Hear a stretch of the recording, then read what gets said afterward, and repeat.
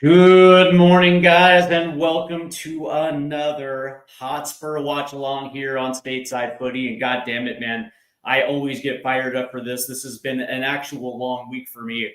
And of course, I was waiting for the weekend as Tottenham Hotspur returned to the Amex, the scene of the crime from last year's absolute dreadful collapse. If you guys remember, Spurs took a 2-0 lead into the half, only to see Brighton charge back and end up absolutely dumping Tottenham Hotspur in that match. As a matter of fact, if you ask me, it was one of the worst losses we actually took last year. And now it is an opportunity for this crew to get some get back on a team like Brighton. And of course, we are literally about 30 minutes away from the start of this one. And of course, the entire watch along will be available this morning, and it's going to be an absolute banger today. Before we get into it, make sure you hit the like and subscribe buttons because this channel is actually growing exponentially, and I am absolutely grateful for those that absolutely want to hit the sub or hit those like buttons as this thing continues to build into the algorithm. And of course, I want to welcome in my guy, Nate Holloway. What is going on, man? Are you excited today? Spurs v. Brighton. Who do you got? Let me know exactly what you think this match is going to play out.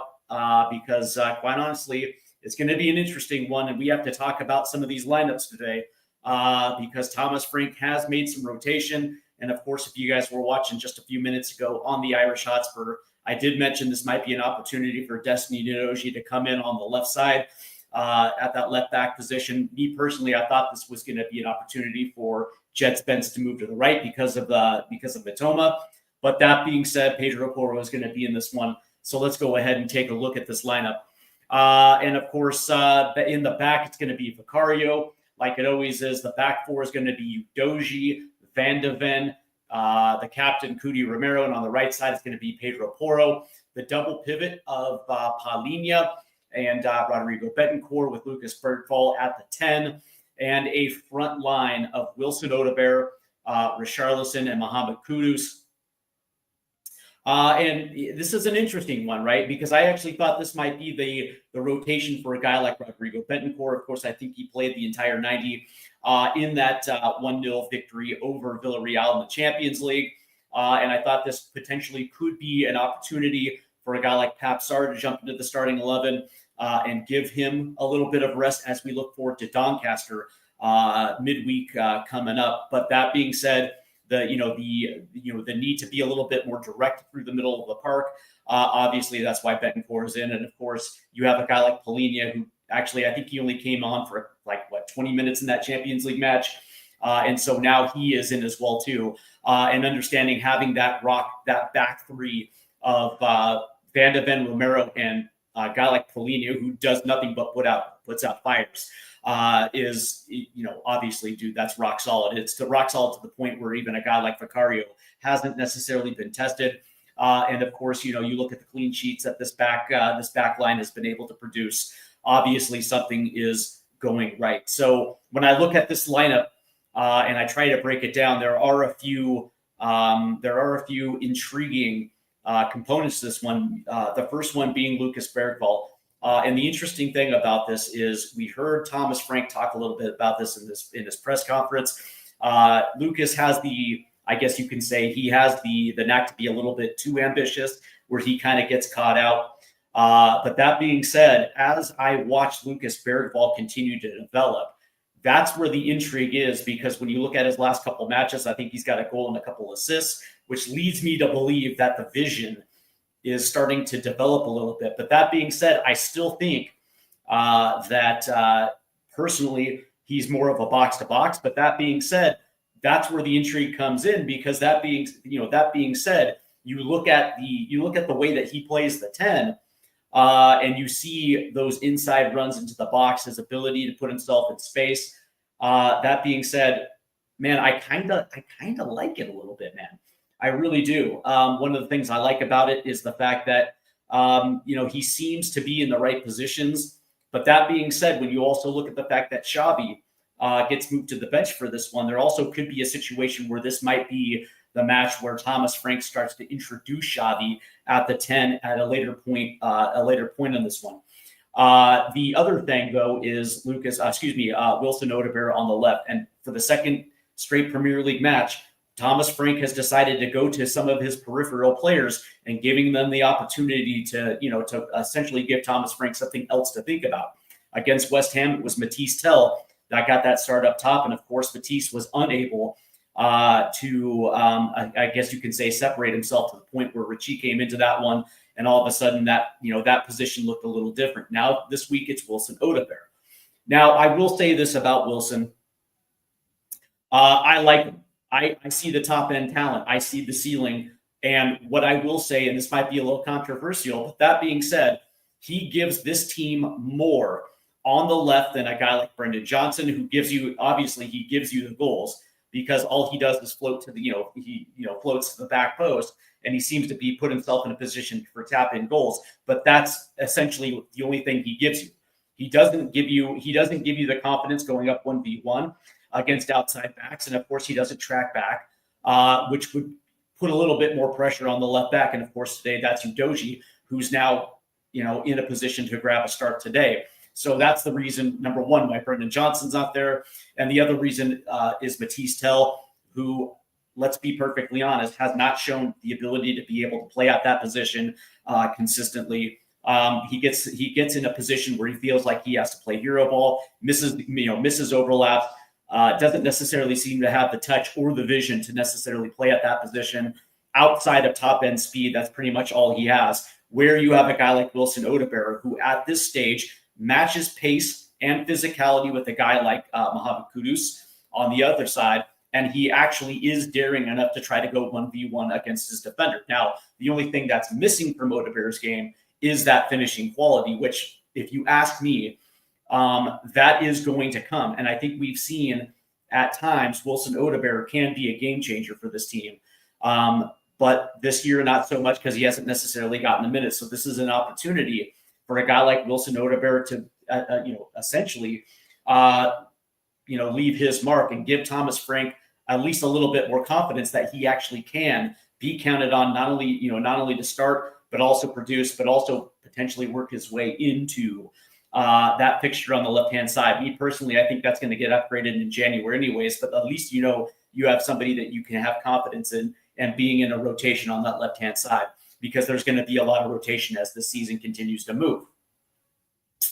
What I will say is the reason why this is potentially intriguing is when you look at Brighton. And Brighton lines up with Verbruggen in the back, but the center back pairings is going to be a little interesting, right? Because you have Dunk and then you have Van Heck, a young kid at the center back position in Van Heck that absolutely can can play. But that being said, he's young, inexperienced in the Premier League, and this could be a situation where you're going to have to overload specific spots in the box because you're wondering whether or not he's going to be able to match that intensity or match the pace that something like a Richarlison is potentially going to give you in the box, right? So there's a mismatch. There's also mismatches on the outside as well too. And I will say this, right? When you look at who's actually, let me see this real quick. Just give me 1 second real quick, because I got to double check this real quick. Because when you look at how they're going to be set up today, they got Kataglu on the left-hand side, right? So to me, this is a mismatch, right? So if we think that a guy like Mohamed Kudus is quality, and I think at times we've seen that. But that being said, this is actually the test, whether you want to be direct down the right-hand side or whether you're trying to play a ball over the top, right? Mohamed Kudus has the ability to hold it up and also play off, to his overlap. But that being said, he also has the pace and physicality to get on the end of it, right? So you would probably assume this has the potential to be a mismatch, right? So these are the type of matchups that you're looking for when you're talking about going up, when you're talking about some of our best players. And also on the left-hand side as well, too, because now you have Veltman on the opposite side, right? And so this is a good opportunity for a guy like Wilson Odebear to test himself against somebody that's quality. Let's understand that it's quality.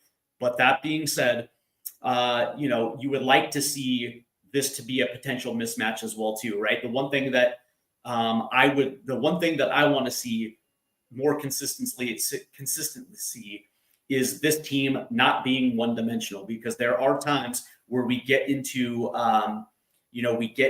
situations where maybe we're pressing a little too much down the right-hand side because we're trying to fit a square peg into a round hole a little too much, right? And so this is going to be an opportunity, whether it's going to be direct through the center of the pitch, or whether it's going to be a little bit long for this to look a little bit more balanced. And me personally, I think that's where Wilson Odeberg comes into play here. The ability to actually not only drive to the end line to put something in, but also create space on his own to be a little bit more dangerous and actually have the wherewithal to show no fear going 1v1 against a guy like Veltman. So that's going to be where the intrigue is. Now, yesterday I was having a conversation with Dave Harris of the Irish Hotspur. One of the things that I was a little worried about is the fact that, yes, Brighton has lost some of their better players over the summer, but it's also plug and play.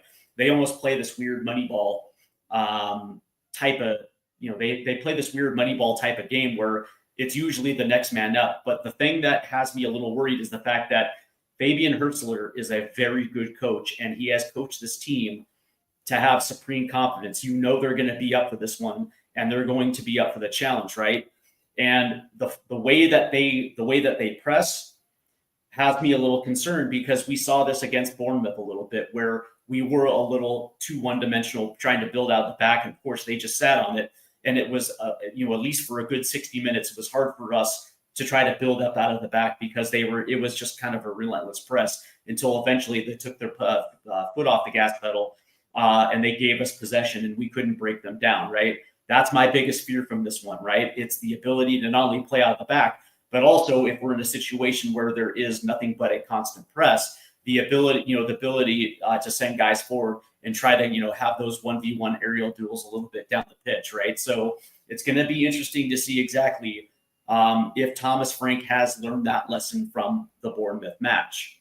That's number one. But also the other thing that it's worth talking about here today is because now matches are coming thick and fast, right?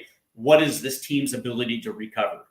I will say again, as I said earlier this morning, that that match against Villarreal wasn't our greatest, but we still ended up getting the result, right? So from that standpoint, that's a very good first impression. But that being said, there was a lot to clean up, and how does this team rebound off a performance that wasn't necessarily their greatest, but they were still able to get a win, right? Is there going to be some carryover? Is that sloppiness going to carry over, or is Thomas Frank going to put them in the right frame of mind to understand that this is just as important as Villarreal? This is just important as City or Liverpool, because one of the things that I will say, and time again, right? Momentum is only created through winning.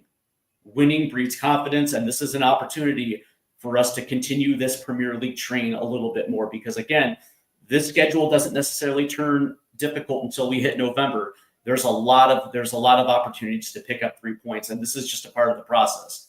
Now, what I will say is that when it comes to this team, let's go ahead and understand what this team is. I don't understand the fan frustration with this, right? Because last year, people were crying for more pragmatism, because we were so wide open through the middle of the pitch. We were so, there were at times when we were playing so high that it was just so easy for opponents just to ping one over. And of course, we were dealing with backup center backs because they couldn't, because obviously there were hamstring issues with both Cudi Romero and Van de Ven that we were essentially decimated, right? So now we have a coach that has us organized in the back. We are far more compact. We're absolutely brilliant without the ball. And now we're a little bit more of a counterattacking team. And now, now fans are a little bit complaining about that attacking third. And I always say this, man, like, this was never going to happen overnight. From that standpoint, it was going to take time for this team to gel, considering that we don't have James Maddison and we don't have Solanke, we don't have, Kulu, and we're essentially rebuilding and attacking four on the fly. It's going to take time for chemistry to be built between a Kudus and a Simons, and a Kolo Muani, who, by the way, isn't in the team today. And I'm okay with that as well, too, because Kolo Muani, Kolo Muani is going to need his ability to take a breather, come back in, and put himself in a position where he can build back up to minutes. I'm okay with Kolo Muani not being in the team today. But that being said, it's going to take time. It's absolutely going to take time for this attack to gel. Now, granted, there is also some concern, considering that in a couple of weeks we're going back on an international break, and so that start-stop potentially could be an issue. But that being said, man, I actually have full confidence because, dude, Xavi Simons is quality. Kolo Muani is quality. Depending on how you feel about Richie, at times he shows quality, and Kudus is absolute quality, right? So just understanding the players that we have, you would assume that they're going to come good, but it's going to take time. And of course, the more time these guys have on the practice pitch, and the more times that they're playing in actual matches, you would just assume that those guys are going to come good. So from that standpoint, I look at this today, and I like what I see. The question is whether Betancourt is going to be up for this one, considering the 90 minutes that he just played earlier this week. Of course, how do you guys feel about Lucas Bergvall, right? Me personally, I think the kid just continues to just get absolutely better week after week after week. And I just like the fact that he kind of plays with no fear. So from that standpoint, it's going to be interesting to see exactly how this team actually comes out and performs. And of course, we're about 10 minutes away from kick. So let's go ahead and let's see what Nate Holloway, 2-1 Spurs. Cool. By the way, who are your goal scorers for this one, Nate? Let me know. And apparently he said that Rhode Island beat Miami FC 1-0. There it is. Good for Rhode Island. And of course, I appreciate this one, Nate. Like and subscribe. Road to 300. It's actually a road to 1,000, but we'll start at 300, and I do appreciate that. So, it's going to be interesting because the last time we saw this team play against what I would consider a bogey team, it was at home against Brentford. And me personally, I thought Iriola, outcoached Thomas Frank. That was just my belief. And I would probably assume that, now you're going up against a guy like Fabian Herzler, who is a very good tactician, and he gets the absolute very best out of his players. Not to say that there's not going to be mismatches. There will be. And I think that's going to be clear. The question for me is, did he learn his lesson from the first time around? We can also blame the players as well, too. Fair enough. They didn't have that great of a game. But that being said, I also think accountability goes up the chain as well, too.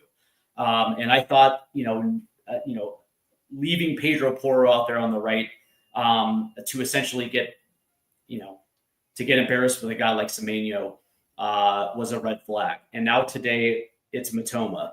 And I just thought that this would be a good opportunity to give Pedro Porro some rest and move Spence to that right side, because if we are all in agreement that Spence is probably our best 1v1 defender when it comes to fullbacks, this would probably be a good opportunity for him to give Pedro Porro some rest today. Not to mention the fact that, him linking up with a guy like Mohamed Kudus probably wouldn't be that terrible on the right-hand side.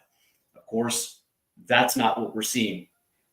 Jet Spence gets moved to the bench today, and I guess there's that need to give him a little bit of rest. But the question is that going to be a mismatch on our side, right? Is Pedro Porro up for the challenge of a guy like Matoma, who, by the way, is a very good winger. The dude is quick.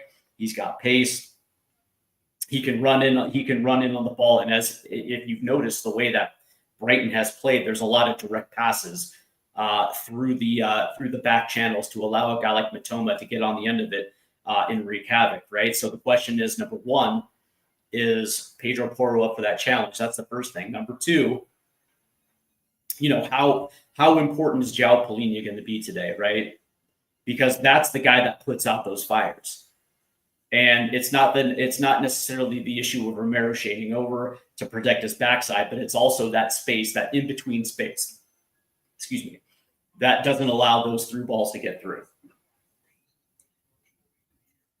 Me personally, I think that João Palhinha is probably our most important person on the pitch today.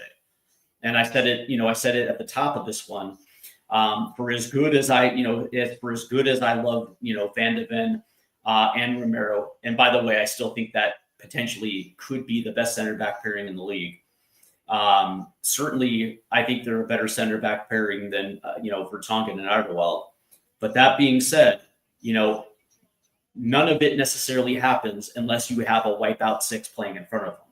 And that's the thing I love about Palhinha, because he's that dude that jumps into tackles. He's that dude that clears out the, he's the guy that clears out the top of the 18 that doesn't necessarily allow teams to, to poach and pick that back line apart, right? He's also the guy that puts out the fires on either side, right? So I think there's a reason why Romero and Van de Ven have looked so good. Of course, yes, it's about talent, and they have it in spades. But that being said, having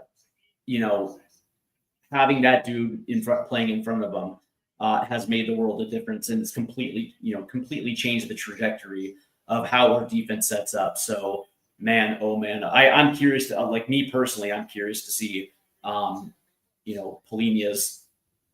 Palhinha's game today. Also, I think it makes Lucas Bergvall better as well too, because especially if he has the ability just to take on defenders, get the ball, he also has the ability to push forward as well too.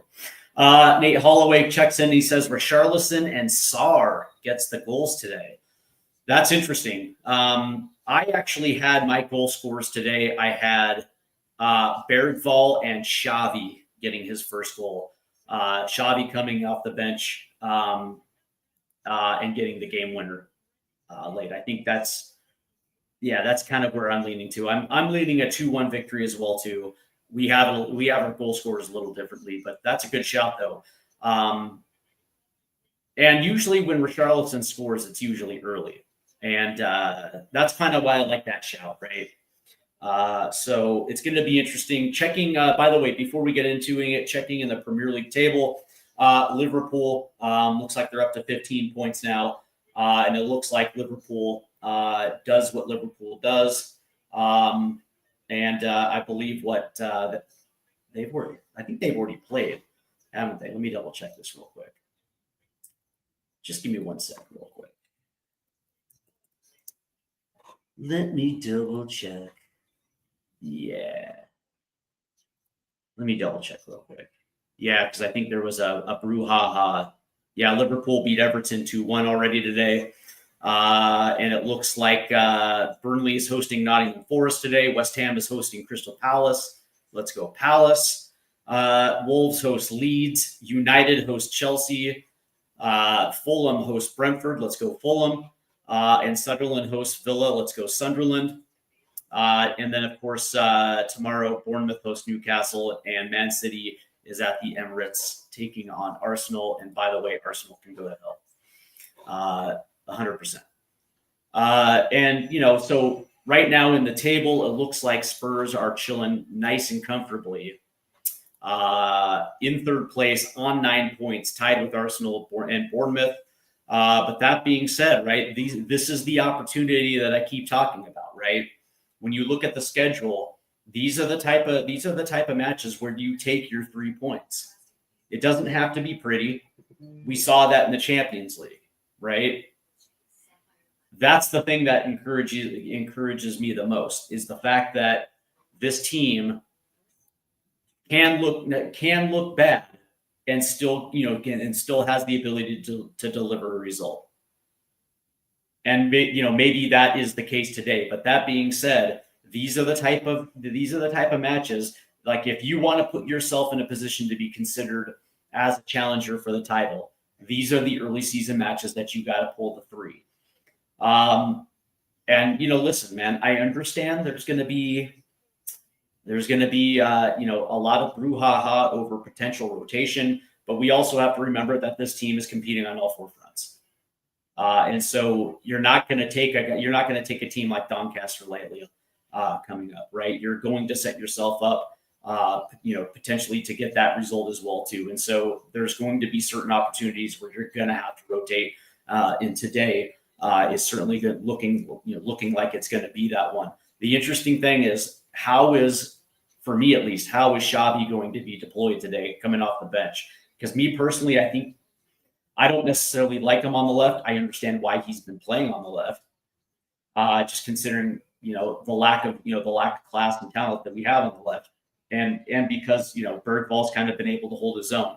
But that being said, is this going to be the day where Xavi gets deployed as that central 10, and we actually see the creativity that we believe that we have? So it looks like right now the players are coming out on the pitch, and there's Mr. Vicario, and it looks like we are nearly ready for kick here at the Amex. And again, of course, if you guys remember last season, that absolute embarrassment that we saw at the Amex last year, where Spurs took a 2-0 lead into the half, only to see it evaporated, and we ended up having essentially one of the worst losses we had last season. So, me personally, I'm hoping there is some get back.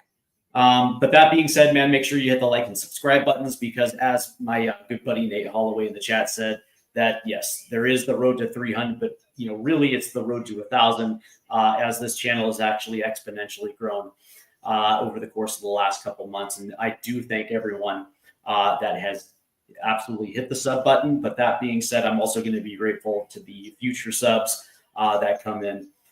So from that standpoint, I do want to say thank you. It's interesting, though. I use that word a lot because it is very interesting. Today, Brighton's lined up in a 4-2-3-1, but it's absolutely narrow. And I think that absolutely plays to the strengths of how they're going to try to attack this team. How much are they going to be on the front foot versus how much are they just going to sit back and counter? Because I actually do like their double pivot. And the reality is, man, they can attack from both sides, right? It's not just Matoma on the left; it's also Minta on the right as well too. And they also have a pretty decent striker in Rudder or Ruter, whatever. But that being said, man, bench is pretty good as well too, man. This is, again, this is one of my biggest issues with this one is, for as much as turnover as they had, they're still a complete team. Fabian Hertzler gets the very best out of the players that are available. And because they press as a team, they attack as a team, they overload in the right spots, and they absolutely wreak havoc.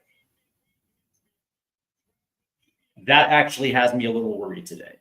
I'll be the first one to admit it, man. The way that they press and the way that they attack together as a team, that has me a little worried. But that being said, I don't know how you guys feel about it. I feel like there's potential mismatches that we can exploit today. Last night I was at a 1-1 draw. Today I'm at a 2-1 win. But that being said, man, it's not that convincing 2-1. I'll be the first one to admit. This is not a place where we get results. As a matter of fact, we haven't beaten Brighton at the Amex since March 16th, 2022. So it has been a few years since we have been able to go down to the South Coast and pull 3 points.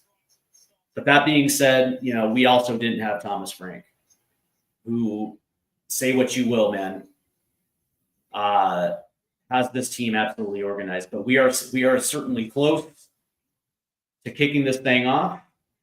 And it looks like Spurs are going from right to left. And it'll be Lucas Bergvall, as Spurs will hold first possession here. And we are off. And that gets played back to Vicario. And he will lay it off to the right. And Spurs will hold possession as they cross the midline. And that ball is going to try to get played forward, and automatically they're trying to get Mohamed Kudus on the end of that one, attacking early. As that ball is going to be held in, and it's Caduce trying to hold that ball up. And he does. Brilliant. And it's Caduce 1v1. There's a ball that gets played in, and it's quickly deflected out.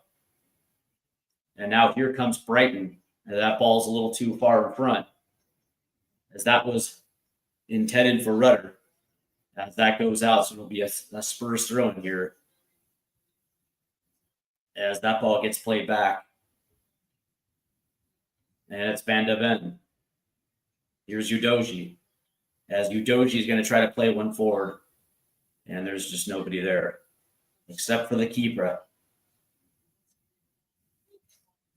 So Spurs, first 2 touches. 2 long balls. And here comes Brighton now. As Van Heck will play this one forward. That's a great pass by Van Heck right here.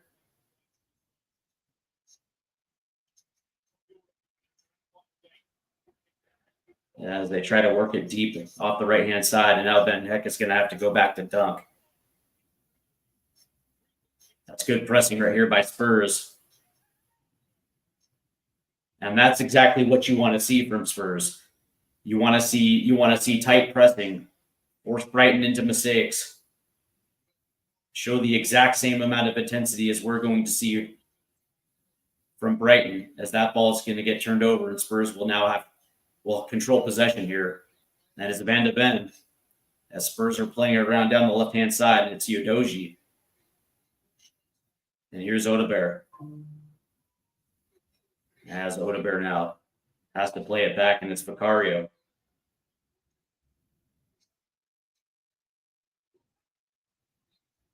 Nice little 1-2 up the right-hand side. That ball gets deflected, and it gets played out, and Spurs will have a throw in here.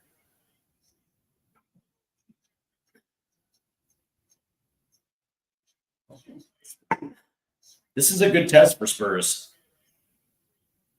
One of the things that this team is going to have to continue to do is learn how to play out of pressure. So far, so good. Here's Odebear. Nice cut into the inside. That's a good layoff.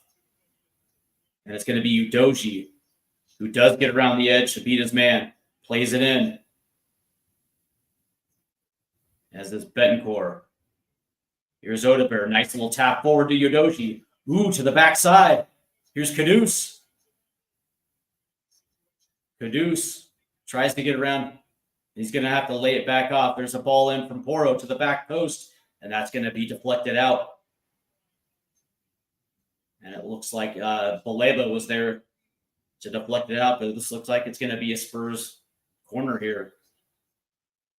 Good ball movement by Spurs deep. Nice little touch pass by Odebear. Spring in Udoji, who plays one across. Ultimately lands at the feet of Pedro Porro, who played one to the back post. Good ball movement.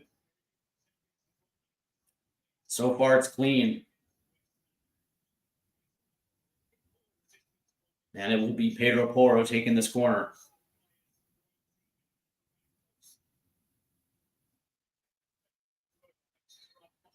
As there's a whistle.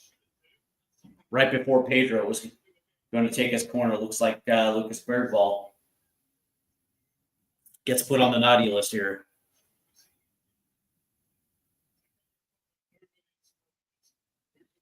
As that ball gets whipped in, deflected out. But it's going to be held in. As that ball gets played all the way back to Vicario. And now Vicario will play it long down the right-hand side. It's Caduce. That dude absolutely can hold up the ball. That dude's strength is unreal. As that does get out for a Spurs throw. And it looks like it'll be Pedro Porro here to throw this one in. So far, so good for Spurs. Good movement. Clean passing. Nothing looks disjointed so far. As that gets played in. It's Richarlison, who's going to try to tip it to himself. Here's Richarlison. And that ball gets played way too long off the left-hand side. Nice little move by Udoji. Here's Odebear, plays it back into Udoji, who's in the box. Udoji gets around, centers it. Oh, tasty. As he found Bergvall. Again, a very good touch by Udoji.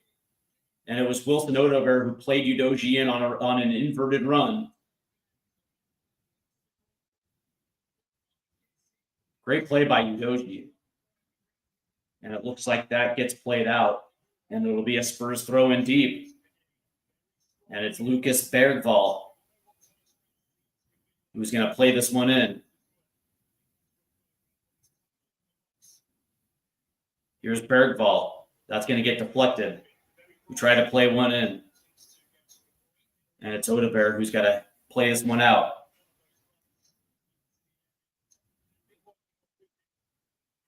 And it's Beccario who's going to play this one long. And he finds Caduce. And there's the mysterious whistle. As we try to find out exactly what happened here, as Caduce beats his player. And it looks like Matoma just fell on his own, but there's a whistle. The Spurs will pick up possession. Here's Bergvall running forward. Lays it off. It's Caduce.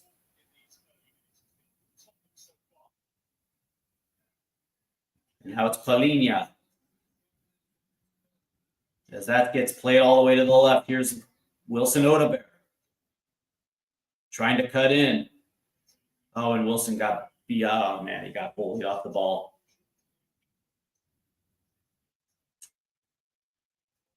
Oh, boy. Here comes Rudder. He gets played in. 1v1 against Beccario. Oh, nice play. That's a goal. Oh.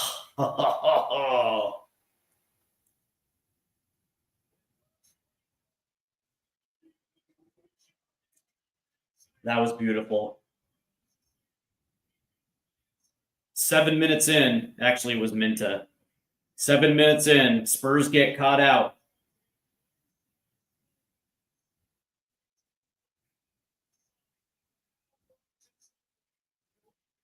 Yeah, that was a sucker punch. Spurs got caught out playing high. And we see it again. Odebear gets bullied off the ball.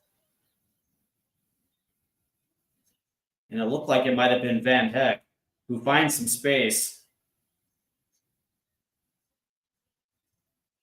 And they find Minta making a central run between, looks like what, Udoji and Van de Ven. But there's the question, was this off? Was Minta off?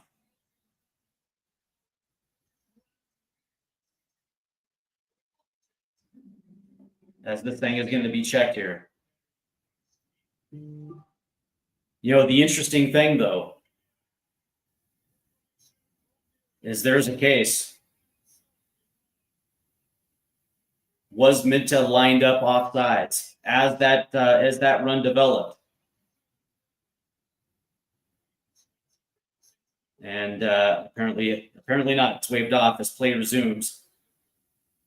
And now Beccario will play it up the left. As Richarlison essentially gets pushed out of bounds.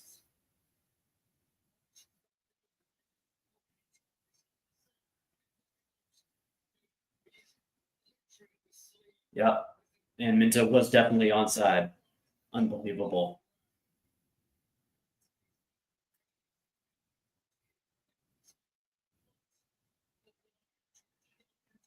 And here comes Brighton now pushing forward as Van de Ven. That's a good job by Van de Ven. As that ball gets out for a Spurs throw-in. So 7.5 minutes in, Brighton takes the lead as Spurs get caught out. That was a nice pass as Minta was essentially just running through a wide open channel.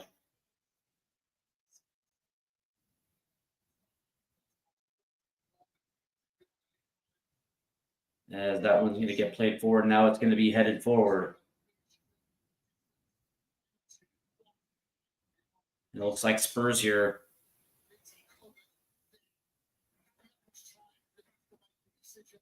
as there is a scrum in the central part of the pitch, but it turns out Brighton now will hold possession as that ball gets played back to the keeper. Now Brighton will try to build up off the right-hand side. That comes down, and now it's Destiny Udoji. Good turn right there by Richarlison. Here comes Wilson Odobert now. Off the left-hand side in the box. Played in. Ooh. But that one was right there for the keeper as he tried to hit. And it looked like it was Kudus running centrally right there. Good idea right there by Odobert. That actually was a brilliant pass forward by Richarlison right there as that ball gets deflected and out.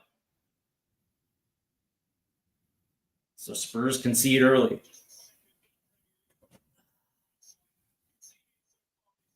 Very disappointing, if you ask me. Just caught a little too forward as that ball gets played in. Takes a deflection, and now Bergvall try to hit Odobert on the left, but it's intercepted. And now here comes Brighton off the left-hand side. Playing forward, lays it off for Matoma. Up at the top against Pedro Porro. Porro makes a challenge.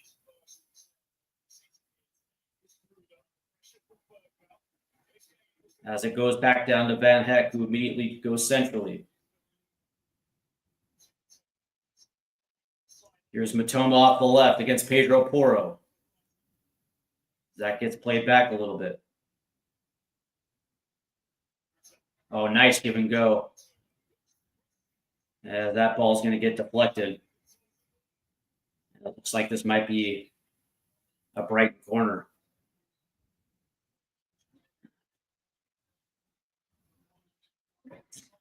So Brighton's pace on display early here.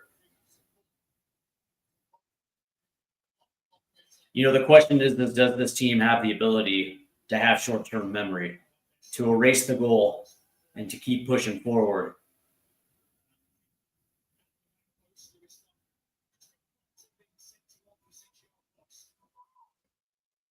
As that ball gets whipped in, headed forward, as Brighton will hold this one in.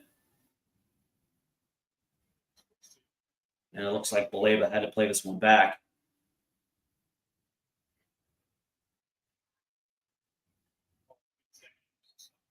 And there's the whistle. And Spurs will have possession here. I will say that Spurs do look good getting forward. Their passing does look clean, but that being said, Brighton's ability to counter quickly has hurt Spurs here. Here's Bergvall. Tried to play it forward as it gets tipped. And now Brighton plays it forward. As it comes down to Spurs. Here's Betancourt. Here's Udoji. Plays it down to Odobert. 1v1, Odobert trying to kick it inside. Finds Palhinha. Palhinha is going to play it to the right. As Kudus gets it taken away. Now here comes Brighton as Pedro Porro deflects it out from Matoma. And it'll be a Brighton throw-in. Good idea, although that switch to the right-hand side was well behind Kudus, who did his best to try to hold it in.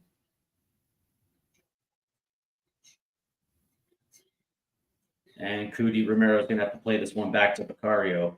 And Spurs will have to reset here. Here's Van de Ven.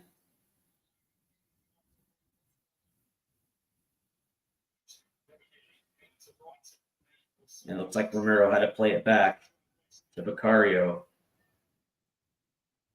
Here's Vicario again. And he's going to shoot this one down the right-hand side on the touchline here. And it's Porro. Spurs do reset here. Here's Rodrigo Betancourt. That's a good pass forward to Bergvall. Bergvall lays it off to Caduce. Caduce now beats his man inside, puts one in. Ooh, and that's headed away. Oh, nice header right there by Udoshi, who holds it in. But that goes out of bounds, and it looks like this is going to be a Spurs throw in here. Spurs do have the tenacity, I will say.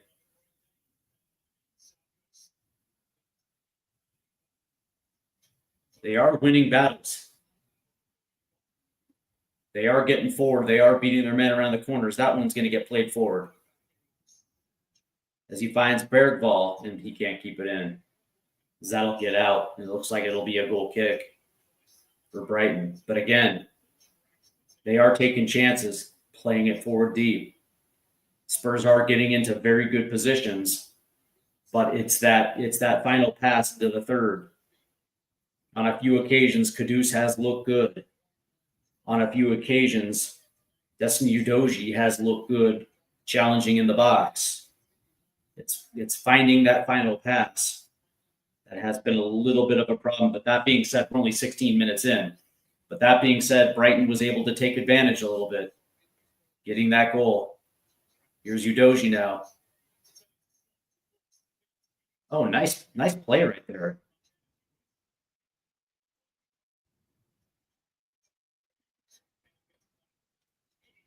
As we have Dan Davenport, my guy. Danny, I hope you're doing well, my guy. Where's my white Tottenham home shirt? Are you talking about this white Tottenham home shirt with the collars? Don't worry.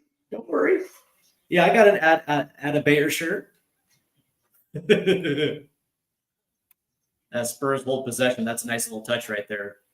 Yep, I still got it, my guy. As here's Destiny Udoji now. Udoji's actually been pretty good today, I will say. He's made some nice runs into the box. Here's Richarlison. And now it's Palhinha. Plays it back to Van de Ven. Yeah, I still got it. But by the way, I'm getting a new Tottenham shirt coming in. I think I'm going to spring for the yellows.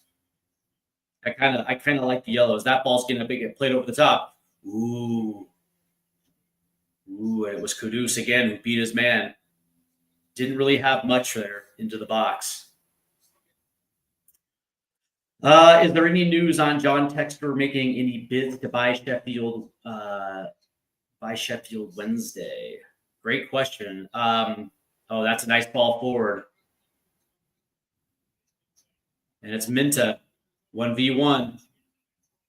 Oh, good play right there by Udoji. That's a very good question. Last I heard,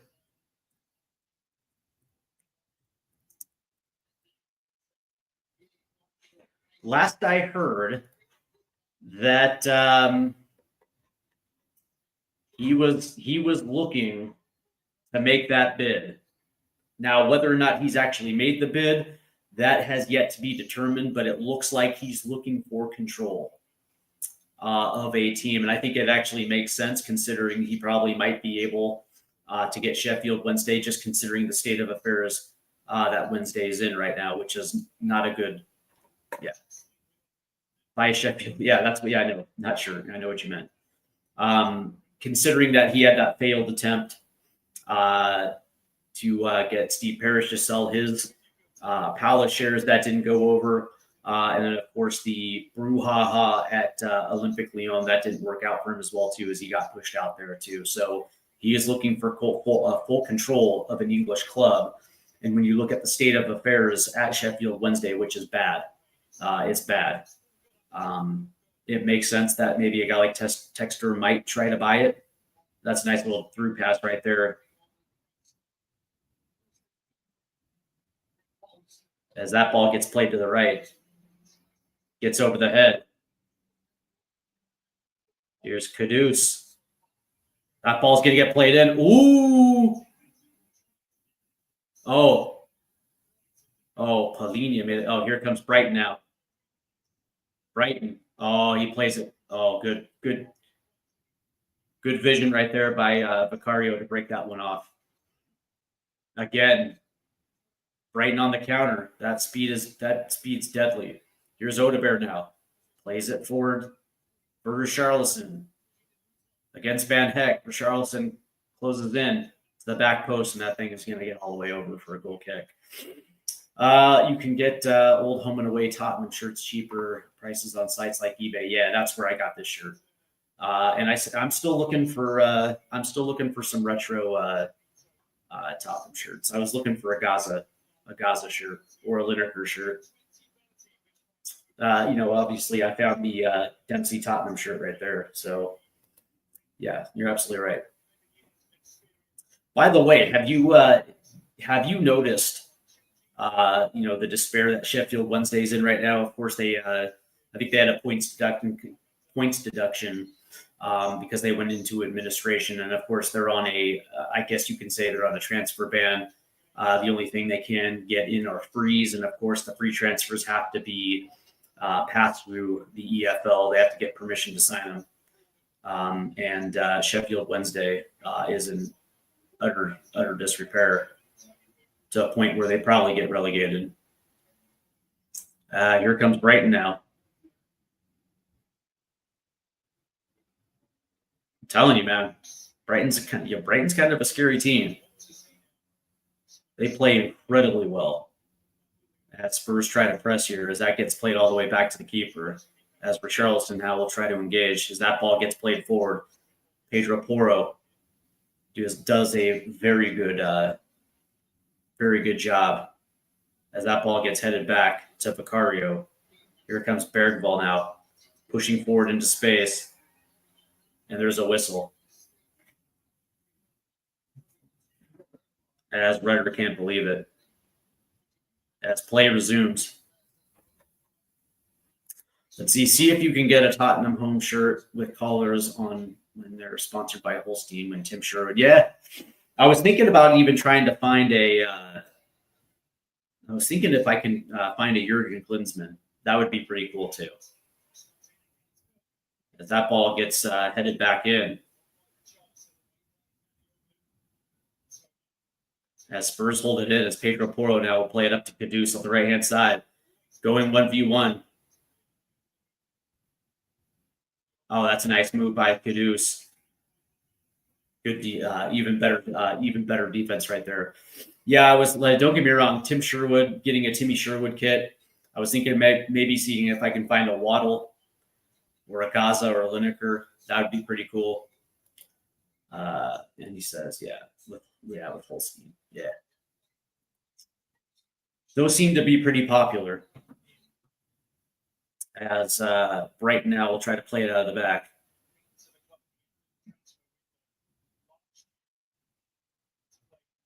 As that ball gets played forward.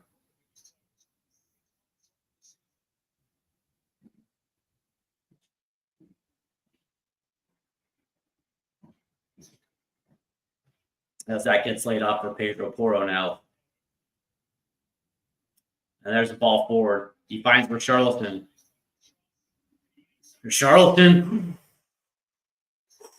As he hits the side of the net. Oh, that was Spurs' first real good look at net, and that was a very good ball forward for Pedro Porro as he finds Richarlison as he beats his man.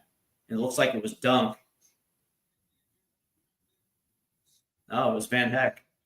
And, man, damn it. As Richarlison should have tried to play it back across to the far post. Instead, he tries to go short and completely misses the target. As that ball gets played forward, headed forward here.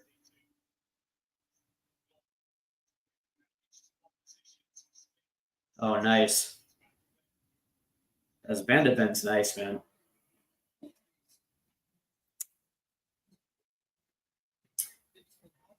As Spurs will hold possession.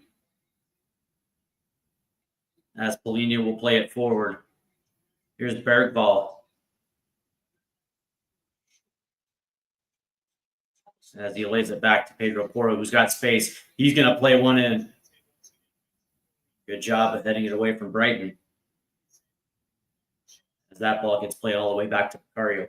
How did I react when I heard that Levy was removed as chairman? It was bittersweet for me because I actually recognized the efforts that Levy did. There were two sides to the story. The first one, obviously, as the fans, he drew the fans' ire. Here's for Richarlison.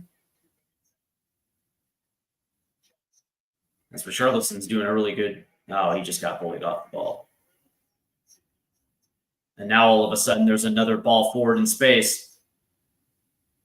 Van de Ven gets back. Look at the job Van de Ven does.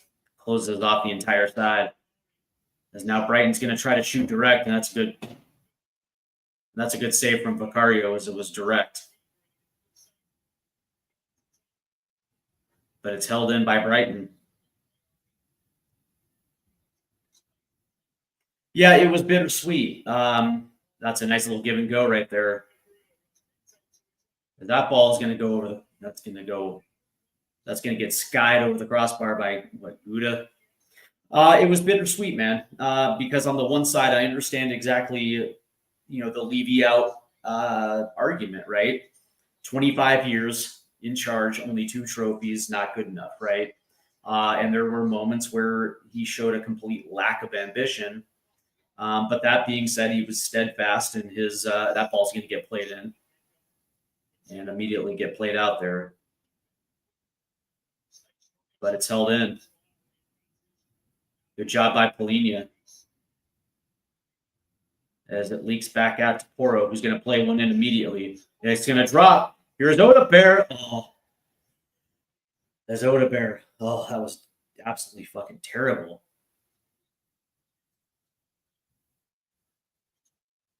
That ball literally dropped Odebear's feet, and his hips fly open as that ball sails well past the post. But that being said, it's like I get it. Not good enough from that standpoint. But when you look at where Spurs were when they bought it from Alan Sugar, and the fact that they were mid-table mediocrity, occasionally they won a trophy, but for the most part, there was no consistency. And you look at what he was able to do with a stadium that was getting up there, a stadium that wasn't necessarily drawing the revenues of some of the bigger clubs. And he took Tottenham Hotspur from that to a team that was routinely in the Champions League. Not only developing Spurs into a global brand, but he also built Hotspur Way, and he built the new stadium. So from that standpoint, he left the club in a far better position when he left than when he bought it. And so from that standpoint, I respect the efforts that Levy was able to make to the club. But that being said, 25 years is long enough. I really wish that we would have kicked on as a proper big club. But that being said, I guess that's where we ask ourselves whether or not we have faith in, the Lewis family. So we'll see. As that ball is going to try to get played forward, but there's Vicario. As it looks like Minta now is holding his back.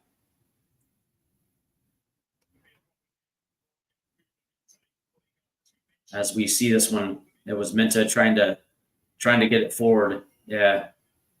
And he comes up holding his back as we try to see what happened, and you wonder whether or not it looked like he was untouched, by the way.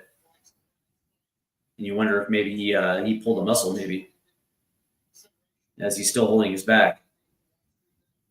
As Brighton puts on the press here, as Vicario will try to play it, as Richarlison gets pushed down. And here comes Brighton now. Trying to cut in. There's nobody there.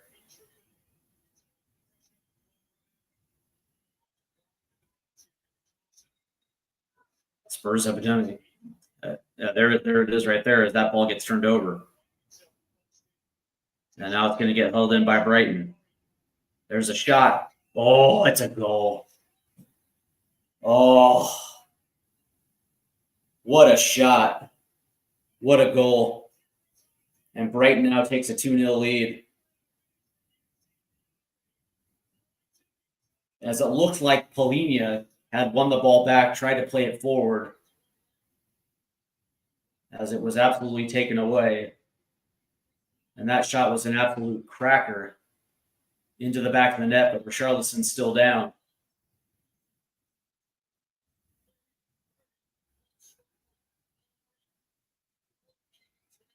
Spurs were doing a very good job defensively there.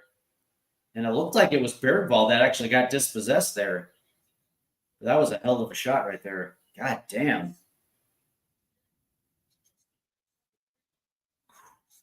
That's a shot that needs to be saved. That outside shot. Vicario's got to make that save as he got his hand to it. It just gets redirected in the back of the net. Again, that's something that Vicario has had issues with in the past. As we see this again, it was Van Heck versus Richarlison, and Richarlison is now down. But that is a goal by Ayari. And now all of a sudden, Spurs find themselves in a 2-0 hole as we're in the 32nd minute. And again, this is the exact same thing we were talking about pre-game. It's like this team is going to be up for it. And Spurs have to be careful because they will counter on your ass. And sure enough, they have done exactly that.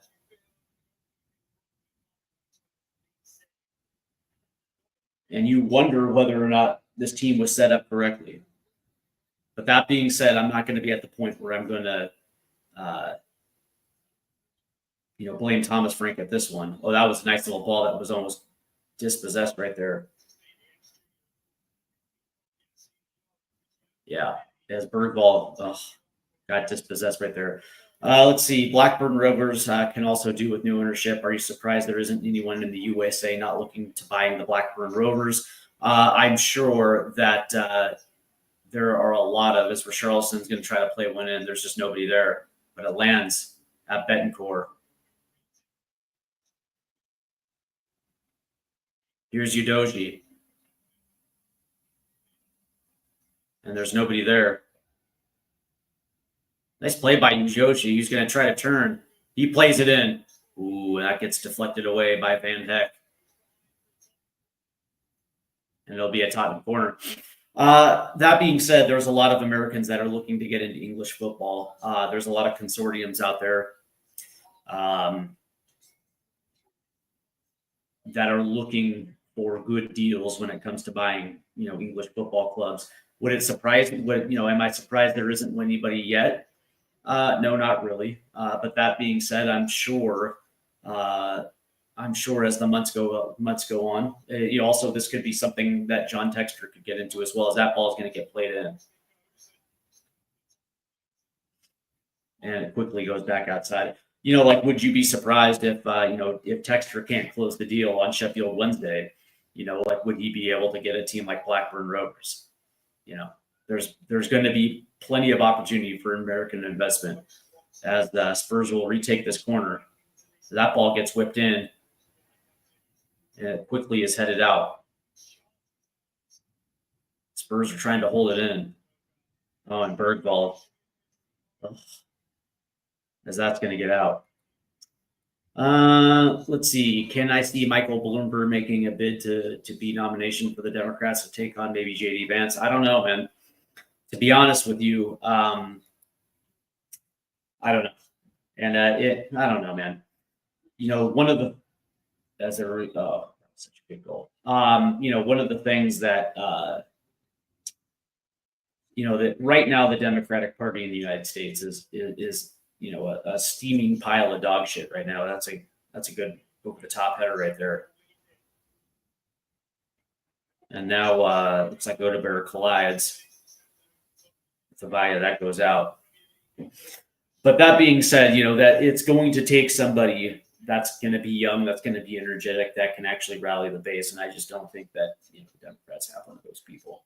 It just is what it is. I would probably assume that JD Vance is going to pick up the mantle in a couple of years, as there's a whistle now on the pitch.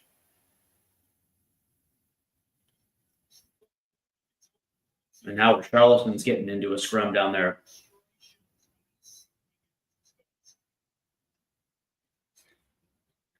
As Spurs will have the restart. As Richarlison and Veltman get into it. I don't know, man. What do you think, Dan? I really don't like to get into politics. But as we're on the restart, Spurs trail 2-0 as we're in the 36th minute here at the Amex, and this still continues to be a house of pain for Spurs as Brighton still is that bogey team for Spurs. And again, we were talking about this at the top, right? What kind of mentality will Spurs have? Here's Betancourt now. Lays it off to Odegaard. As that gets played back.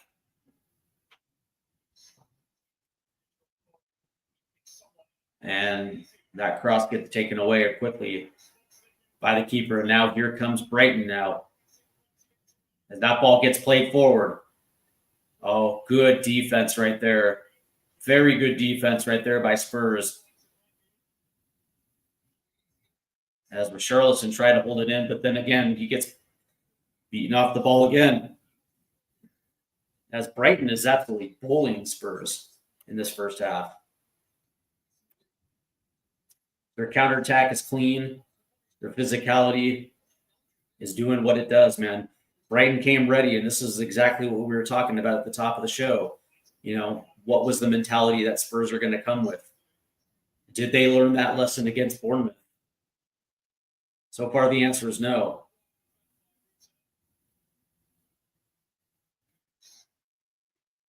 And it looks like Kudus gets dispossessed there.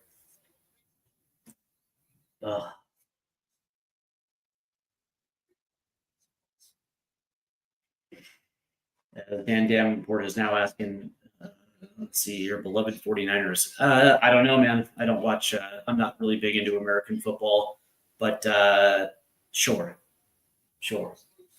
I think, it's going to be interesting. That division's pretty good, the NFC West. You have my Seahawks as Udoji tried to get into the center part of the pitch, has to lay it back off. And that's the thing. It's like, look at the job that Brighton's doing defensively here. They're doing a very good job. And Spurs are just not getting numbers into the box.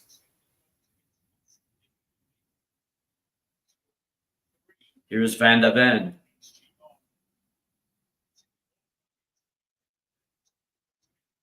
It's Polinia.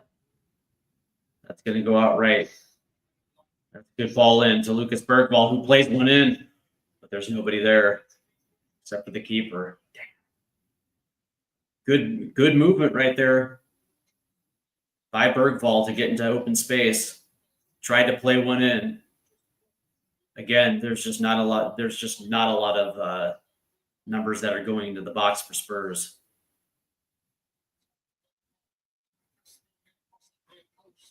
According to some reports, Paratici has had his contract terminated. That is kind of a surprise. But that being said, right, Daniel Levy appointment, right? As that ball gets taken away, and so here comes Brighton. That's a good ball. Try to be a good ball forward, but way too forward as Vicario comes out to make that touch. Spurs will as Betancourt had a heavy touch. Spurs do get the ball back and are in possession. Polinia has nowhere to go with it. Yeah, I wouldn't be surprised if it happens, right? Daniel Levy appointment. It seems like they are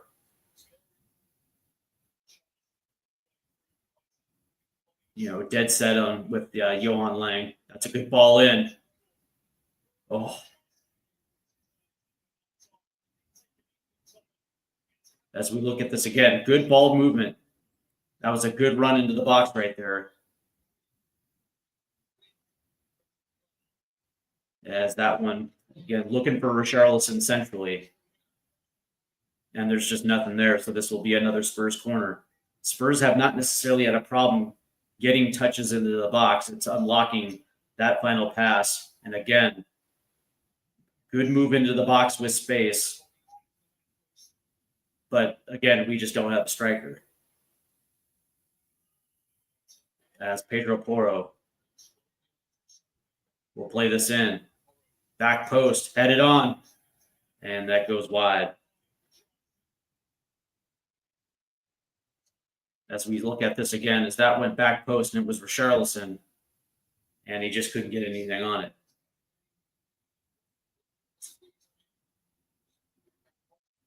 And there's going to have to be some changes from Thomas Frank. I don't think we're going to see anything here in the next 4 minutes. But that being said, God damn it. Brighton has came out to a commanding 2-0 lead. And have looked beautiful.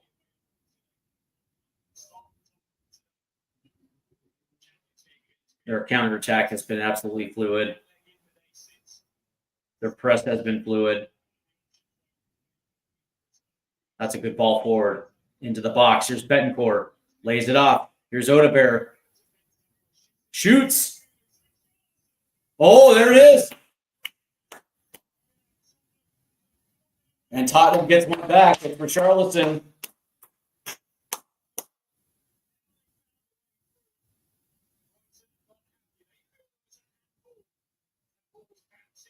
As that ball was bouncing around. As Spurs pull one back, as we see it again. And again, they get a good turnover. High up the pitch. As Betancourt played one in. Found Odebear, who played it back. And it was shot on by Kudus. But there was a rebound. And it was Richarlison to clean it up. And that ball ping-ponged right off the goalkeeper and into the back of the net. So Spurs get one back right before the half. What a huge goal for Spurs. As Richie gets one back. Unbelievable goal. Unbelievable goal. The question is, are they going to look at this one? And I think this one's going to stand. And there's the confirmation. It's a goal. Spurs pull one back right before the end of the first half, and that's absolutely huge. And again, Spurs have not had an issue getting forward. That hasn't been the issue. It's unlocking that final third. And for much of the first half, we have seen Spurs do a very good job of getting certain runs forward. But what we haven't seen is just that clinical finishing. Here's Kudus now. Here's Bergvall, a nice little touch moving forward. Here's Kudus. Plays one in. Here's Odebear. Lays it off.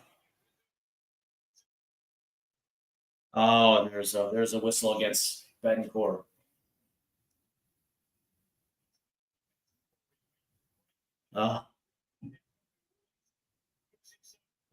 I was kind of hoping for a second goal right there.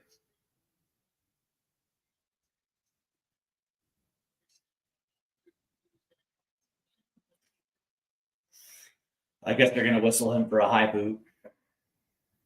As we're now in the 44th minute, as we're approaching the end of the first half, but Spurs did pull one back on a goal from Richarlison as that ball gets played forward. And that ball's taken away.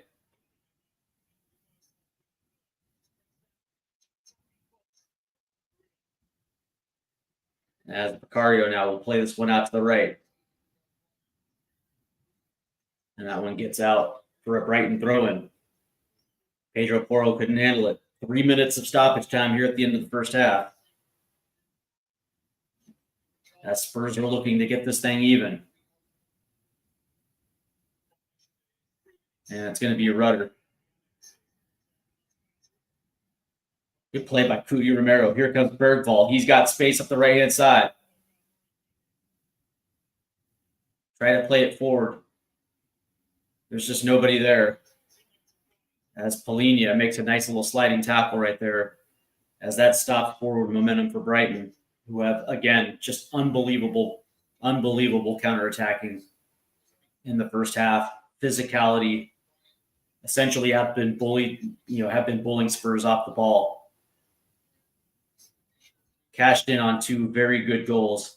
One of them off the counter, one of them from long range that probably should have been handled by Vicario. But that being said, Spurs were able to get one back. And there's a whistle as Ayari will hit the deck. As we are now 46 and a half minutes in.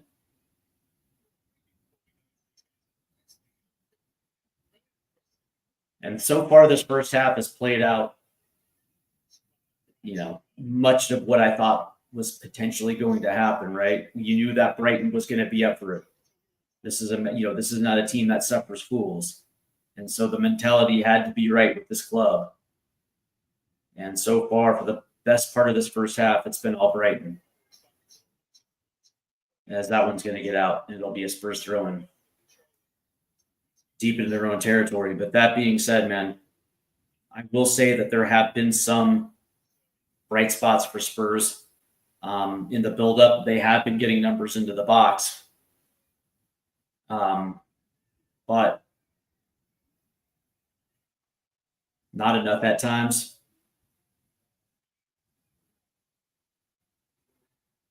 Their movement has been good. Their passing has been pretty decent. As that one's going to get laid off on the right-hand side, that ball's going to go into the box, headed forward. As that one falls all the way to Mickey Van de Ven. Here's Polinia.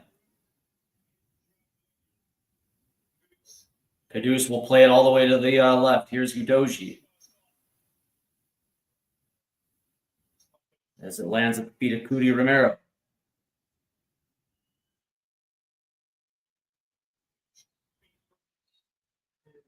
And it looks like that's going to be the end of the first half here. As Spurs were able to pull one back. But 2 very good Brighton goals. One by Minta, as he caught Spurs a little too high up the pitch, and he was able to attack a channel all the way down. Shake the checks off Vicario's Nikes to put one in. Then, of course,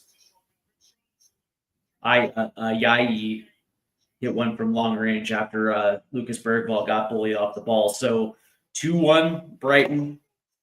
As we look at this one, as we look at the stats here in the first half, Spurs do lead the possession battle 63-37. The XG looks 0.97 for Spurs to 0.86 for Brighton. Total shots 6-4 Spurs. Shots on target, that's where Brighton holds the advantage 3-1. Accurate passes, Spurs 220 to Brighton's 119. Fouls committed, Spurs 5, Brighton 4, and of course Spurs control the corner battle 4-1. When we look at shots a little bit in depth, shots off target, 4 for Spurs, Brighton with only 1, so they've been a little bit more accurate. Shots inside the box, here's the wild thing. Spurs 6, Brighton 1. Shots outside the box, 3-0 for Brighton. When we look at passes here, 253 total for Spurs to 160 Brighton. So they've been doing a lot of the work without the ball. But when they have the ball, they've been able to make it count. Getting forward, man. Let me tell you, Brighton's actually done a very good job, and that's kind of reflected when it comes to accurate long balls. Brighton has 10, Spurs have 18. Passes in their own half, Spurs 93, Brighton 70. Opposition half 127-49. Touches in the opposite box, Spurs have 26 to Brighton 6. So Spurs have had no problem getting down the pitch, making nice inverted runs, getting into the box, in space. They just have not been able to find that that trailing runner. It is what it is. Defense, tackles are even at 12. Spurs have 4 interceptions to Brighton 1. Clearances, Brighton 20, Spurs 7. So that kind of tells you exactly what the problem is with Spurs. Duels won 29-26. Ground duels are even at 20, and Spurs lead the aerial duel 6-3. So it's showing you exactly how this first half really has played out, where Spurs not only have been able to control the possession, but also have been able to work it deep. They just not have been able to take advantage of their opportunities when they're in front of net. Either they're trying to play balls in, and there is no trailing runner, or there's just not enough bodies. Or when they do get enough bodies in the box, it's that final pass that just has not been able to unlock. But I will say that Spurs did get one back towards the end of the first half as Pedro Porro played one in, and that ball ended up at the feet of Mohamed Kudus, who rifled one in, and it was cleaned up by Richarlison. So at least Spurs were able to get one back. But that being said, there's going to have to be changes here in the second half. Now, is this a situation where I bring Odegaard off? Probably not yet. And I would also potentially keep Richie in, but this might have to be a situation where a guy like Bergvall has to come off, and we might see a Xavi Simons in that role. That's that's definitely a possibility, but also the idea of also maybe Papsar coming into this one, because Papsar does have that does have some of those finishing qualities that we're kind of missing at this point. So from that standpoint, man, there's a couple possibilities on this bench that certainly make a lot of sense. Now, the one thing I will say is that we were fortunate that this thing isn't 3 at this point, because Brighton actually, again, have done a very good job with the limited opportunities that they've had. And again, their ability to counter quickly is absolutely brilliant. They've essentially done everything right. The speed that they possess on both sides, whether it's Minta off the right, and then Matoma off the left, certainly that has been a problem. And it's to the point where at certain points, I don't think we can necessarily match that pace. I will not say that this is going to be an opportunity for us to not have the ball, although maybe that might be something that would be worth discussing, considering that the nexus of a Thomas Frank team is to be compact and be a little bit more counterattacking. So would I have a problem necessarily if Brighton had a little bit more of the ball and they actually build up while we're a little bit more compact centrally? Yeah, maybe. But that being said, changes are going to have to be made, and I think Thomas Frank understands that. Let's go ahead and get into the Premier League this week, because there are some tasty matches happening today. Obviously, Liverpool has already beaten Everton as Gravenbach tapped one in the 10th minute, and Ekitike put one in the 29th minute, and it looks like Idrissa Gueye scored for the 58th minute for Everton, but too little too late, as Liverpool will get 3 points as they continue to dominate the top of the table. Right now, it looks like Aston Villa. No, excuse me. I beg your pardon. It looks like right now at the half, Burnley and Forest are knotted at 1. And of course, as Ange Postecoglou continues to get to know his team, that is still ever evolving, as Neco Williams scored in the 2nd minute for Forest. That was a pretty quick goal. And Jaden Anthony responded for Burnley. So that one is at the half, and that one is 1-1. Crystal Palace is leading West Ham right now at the half. And it looks like Mateta scored in the 37th minute. And Crystal Palace, by the way, looks like they're absolutely dominating the shot battle. It's 7-1. Although Burnley does hold a 10% possession advantage. But that being said, Crystal Palace is still a very good team. And of course, they're continuing to show their quality.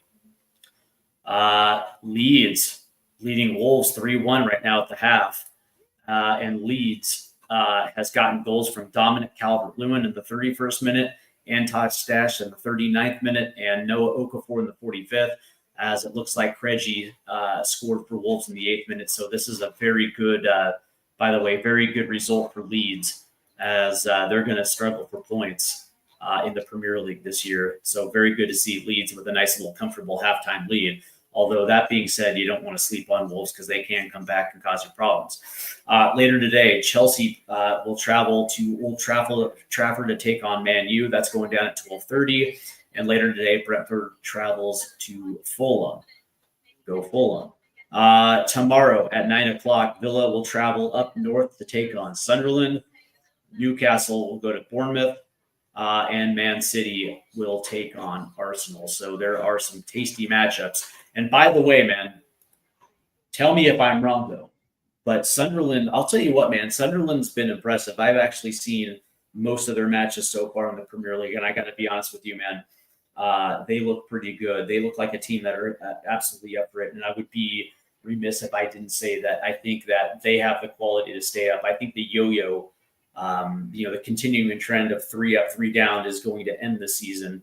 And I think 1, maybe 2 stay up, but it's going to be awfully hard for more than 1 to stay up. But I do think that Sunderland has potentially what it takes to stay up. As we look at the table right now, before we get into the second half, as Liverpool is on 15 points, 5 wins, no losses, no draws. They have won 5 straight, and they are looking absolutely brilliant. Arsenal and Tottenham right now are tied with Crystal Palace and Bournemouth on 9 points. Chelsea's on 8. Sunderland, Everton, Brighton, and Leeds are on 7. City's on 6 points. Newcastle, Fulham, and Nottingham Forest are on 5, while Brentford, Burnley, and Man United are on 4. And at the bottom of the table, West Ham is sitting on 3. Villa sitting on 2, and Wolves are sitting on none.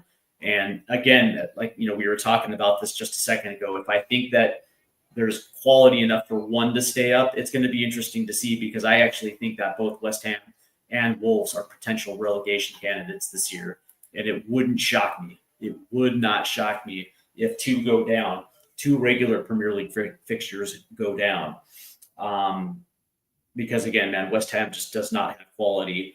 And as much as I respect Wolves, the question is whether they lost too much this summer, and they don't have enough to necessarily keep pace in this Premier League. It's going to be a question of whether a couple teams get left behind, and I certainly think that just actually might play out this year. The question is, does Leeds have enough to maintain and get to that 40-point mark? Because that's probably what it's going to have to take. I think Sunderland are going to do it.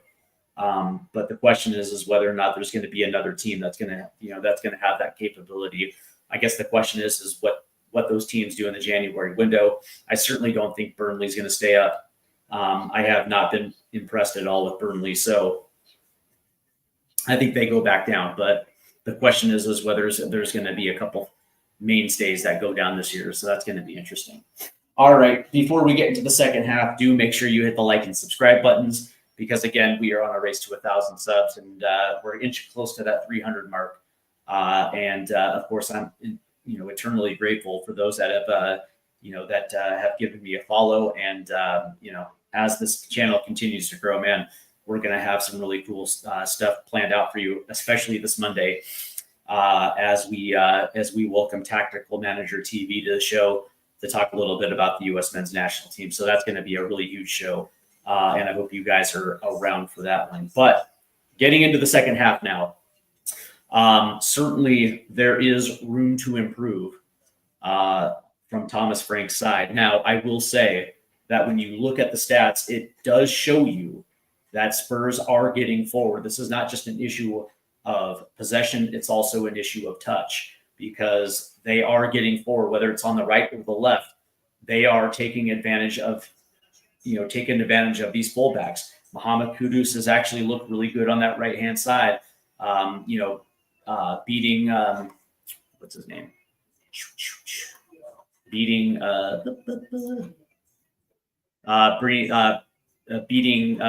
Kadaglu.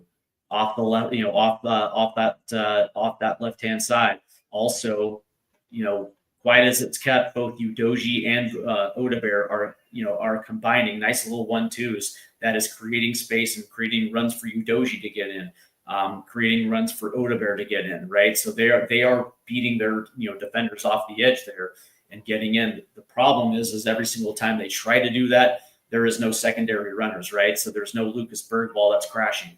Richarlison seems to be a little late. Now, saying that, Richarlison did bring one back, right? So there is room to improve. The question is this going to be a situation where maybe we take Bergvall off to start the second half by bringing in a guy like Xavi Simons to kind of play that role, which is going to give a little bit more flexibility centrally, because we saw that a little bit against West Ham. When he was making those inverted runs centrally against West Ham, they had to collapse on him, which allowed better 1v1 situations on the outside. That also allowed Richarlison to kind of do what he does best, which is kind of camp in the channels and be a little bit more of a fox in the box. So maybe that could be an opportunity for Spurs to exploit, because he would probably assume that bringing on a guy like Simons, they're going to have to keep an eye on him, because not only does he make runs, but he's also very talented on both feet, and he does command that respect. So maybe that might be something that Thomas Frank does in the second half, because I think it would actually be a very good idea. Obviously, you've already given him a rest of the first 45, and to me that also makes quite a bit of sense. The other way you can go is bringing in a guy like Papsar.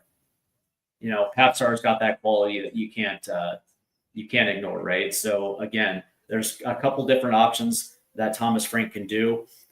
Again, me personally, I think Odebear has done a good enough job to at least start the second half, but we'll definitely see as we welcome in my guy, Audio Artisan. What's up, Audio?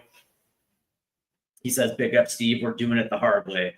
Yeah, that does definitely seem to be the case. And again, we were talking about this at the start of this program today. It was like you knew Brighton was going to be up for it. This is not a game. This is not a fixture that we routinely win. And we were going to have to be absolutely glued in and locked into this one. And unfortunately, with what Brighton, the possession that they have been able to work with, they've done a very good job. And it doesn't seem that, we're necessarily matching that pace so far, as we got caught out the first time, as we were a little too high up the pitch, and Minta absolutely just burned us for that first goal. That second one, we just got bullied off the ball, and that was a beautiful shot from outside the box that went in. A shot in which I believe that Vicario should have saved, but it is what it is. And it looks like Gomez is coming in for Brighton here to start the second half, so that's kind of an intriguing change for Fabian Hertzler. Brighton scores within the first 15 minutes in the second half, and this thing is over. We're not coming back. So, it's going to be imperative for us to actually utilize these first 10 to 15 minutes and get this equalizer quick and put us back in a position where, when we do make those changes, we're actually playing for the win, not playing for the draw. So, I had a feeling it was going to play out like this, but I wish something played out a little differently. But that goal right at the end of the first half kind of did change the momentum for Spurs, as Spurs now will hold possession for the first time in the second half as that one gets played forward. Oh, that's a nice little movement right there by Kudus, as he goes on to say, yeah, we need a quick goal. That seems kind of obvious, but there is a yellow card. As we look at this one again, yeah, it looks like it was going to be against Kudus right there. Against Gomez. So Kudus goes into the book here. Less than a minute to start at the second half, as that ball gets played forward a little too far forward, and that one gets out, and it'll be a goal kick. I would love to see a quick goal.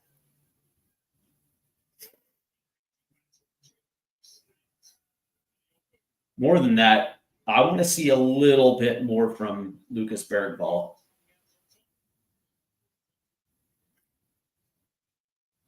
Bergvall for me is going to be the key player for this first 10 to 15 minutes of the second half. As Van de Ven beats his man off the pace, plays it forward.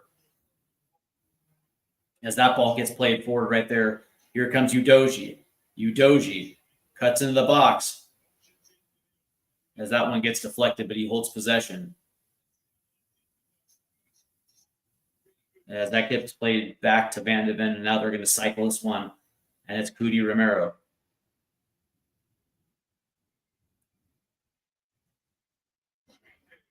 And if you ask me, Udoji should have continued to try to get around his man right there. He kind of slowed, pulled up a little bit. As that ball has to get played back now.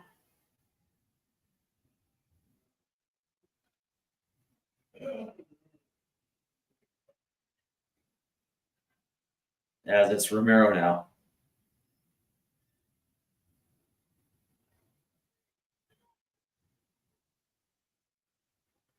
Got to be a little bit more dangerous here. I just want to see a runner go forward. Try to hit with somebody over the top. They did that in the first half with Richarlison. Take a chance here.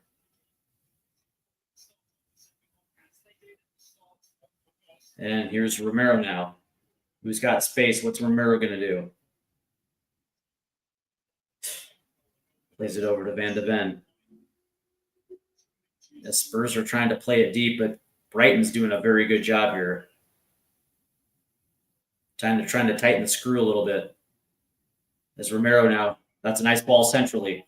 As Bergvall's touch was just way too heavy as he tried to make the move off the half turn. Oh, wonderful play right there. As Pedro Porro got in front of Matoma. And then there's the whistle on Matoma.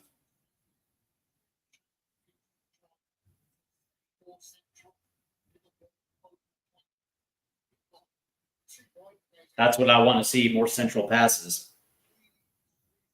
As that ball's going to get played into the box. And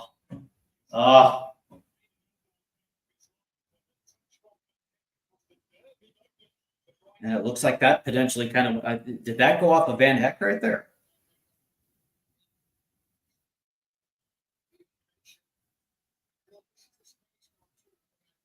I think that might have gone out for a corner.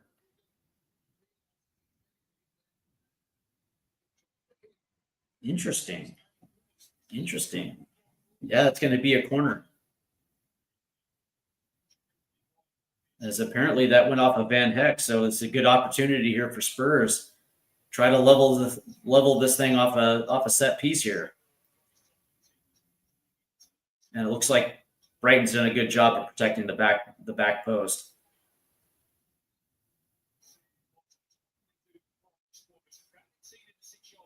As that ball gets whipped in, headed away, kept in by Kudus, and now that's going to get played all the way back. To your point here, a little bit, but that being said, those two did link up in the first half. But so far in the second half, I think you might be right. I think you might be onto something right here, audio. As there's a whistle. As that goes to Brighton. Now you wonder whether or not he's ignoring him because of the space. Because the last couple possessions, it didn't look like Pedro was necessarily left in space, and so obviously if you're going to do that, that's a nice that ball tried to go over the top. That's a good play right there. And so if you're going to play that into short space, you kind of want to have that 1-2 pass using Kudus. As Richarlison just got bullied off the ball again, as there is absolutely no hold-up play. That's where we miss a dude like Dominic Solanke because he doesn't get bullied off the ball.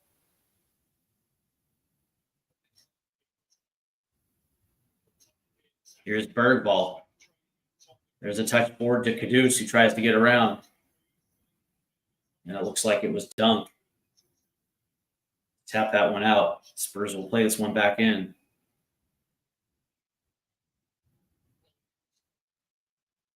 Here's Van de Ven.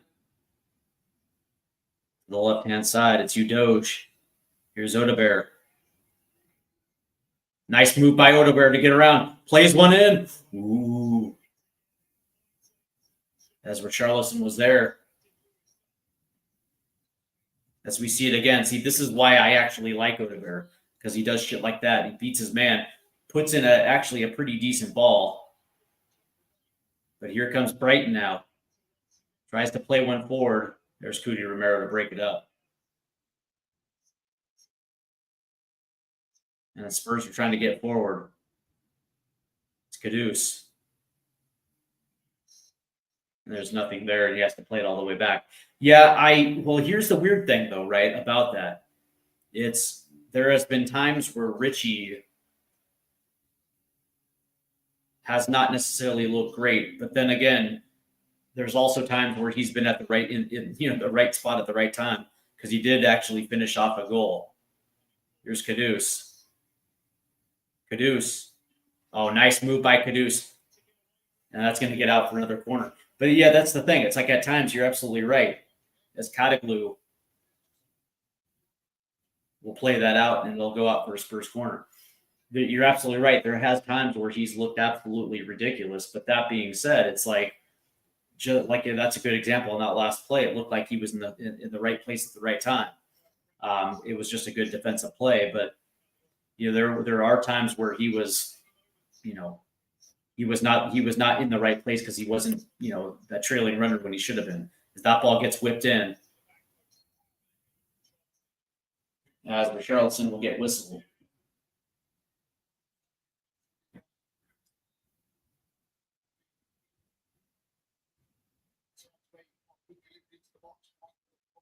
Ugh. Waste. As it looks like Brighton now will play out of the back. As that gets played off to the left-hand side. Good quick first pass by Brighton. Good turn. Now they're going to try to play this one forward. As Udoji will race Minta to the ball. And Udoji gets a nice little win right there. And there's a whistle. It's like Richie's been off and on today. There really is no consistency. And again, that's why we miss Dom Solanke, right? How many times has he been bullied off the ball in the hold-up? Every single time.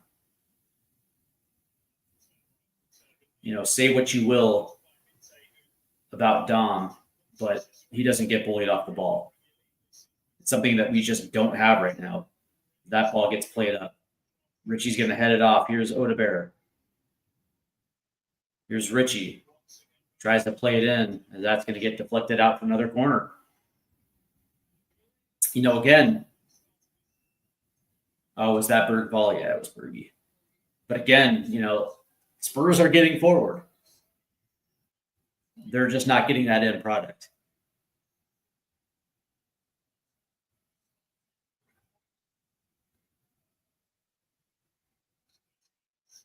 As Spurs again will have the corner.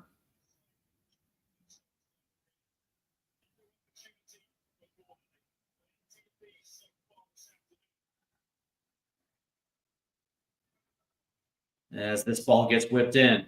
Back post. Tipped up by the keeper. That's taken away by Bergvall. Nice play by Berg. Bergvall tries to play it over the head. Oh, it does. It goes all the way over the head. As Bergvall was looking for somebody, trying to pick out a target there. And literally shoots it over the head of everybody.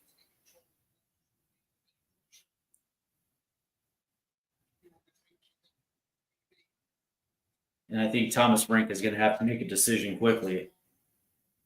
As we are now in the 55th minute, so the first 10 minutes of the second half has gone by. And again, Spurs have gotten forward. There's a miscue right there. That ball was just played far too forward for Richie. Another missed opportunity. As that ball's taken away again, here's Odeberg. And it's Bencourt. Here's Pedro Porro. Porro now. Back post.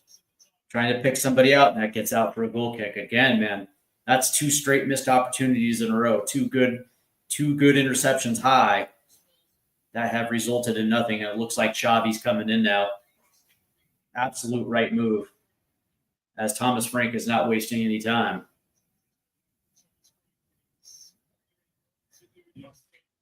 As Spurs are still very much into this one.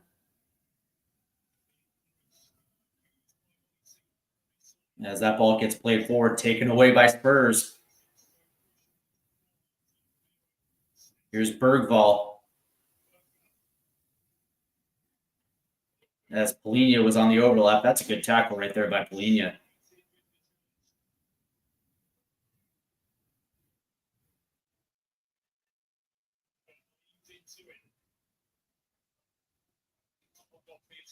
As Pedro Porro takes it away. And now there's a whistle. Oh, late whistle.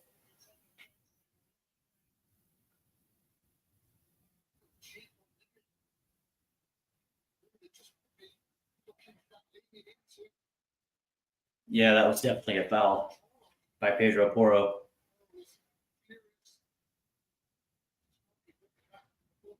But he made his move and got right back on the ball. Didn't allow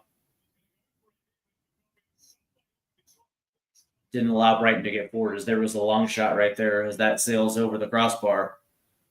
Looks like that was Dunk. Good shot right there. Just a little too far forward. As Spurs will have possession. As that'll get out right there. It'll be a Spurs throw-in, as they were trying to play that ball forward. As Brighton was right there.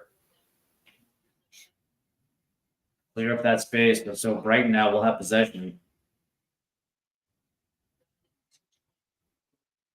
As that gets played all the way back.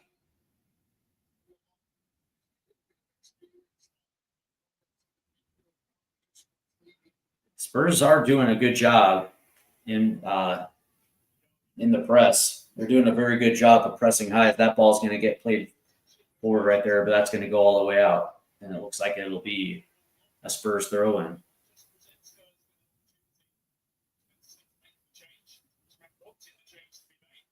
As it looks like they're trying to get Xavi onto the pitch. As Porro is now going to try to play it forward. That gets headed down.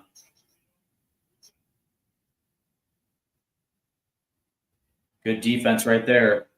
As Beccario will get on the end of it to play it forward. Held in by Brighton. And it's Pedro Porro. As there's a whistle down on Richarlison. And he's saying that he was taken down from the back.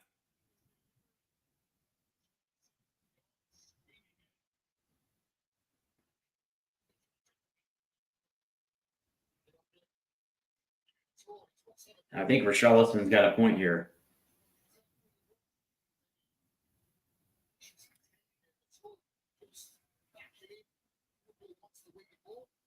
As he was trying to win the ball, and he gets bumped in the back. But here comes Xavi. And it's going to be Betancourt that comes out. Here comes Xavi Simons. And I completely agree with you, Audio. Here's the interesting thing to that point, though, is while I do agree with you there, for the most part, it has gotten stale. Spurs still are getting forward.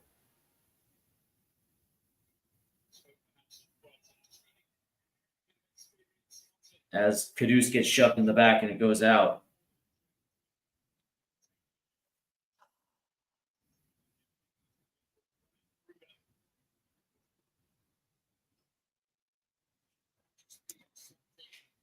But I do. But 100%, right? there has to be at least some moment.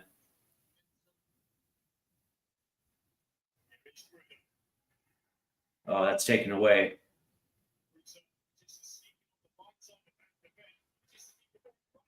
Oh, as that ball goes wide of the post, as that ball trickled out in front of the 18, it was Ayi again. AEI, as that ball gets played out, and he had a free look at net as that sails right at the post. And of course, he got the second goal.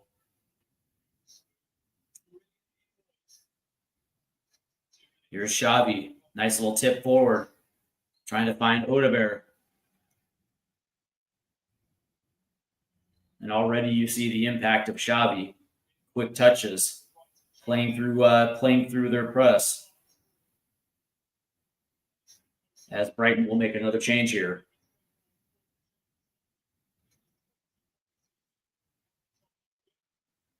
As it looks like Bruda's coming off.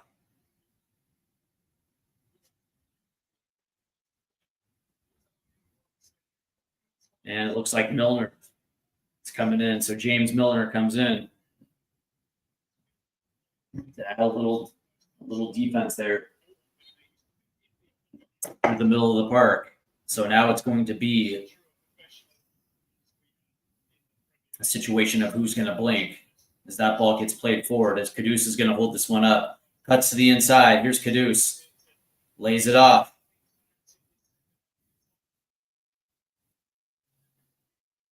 That's a good ball in. It's Richarlison. Lays it off. There's a shot. Ooh. And it's Xavi.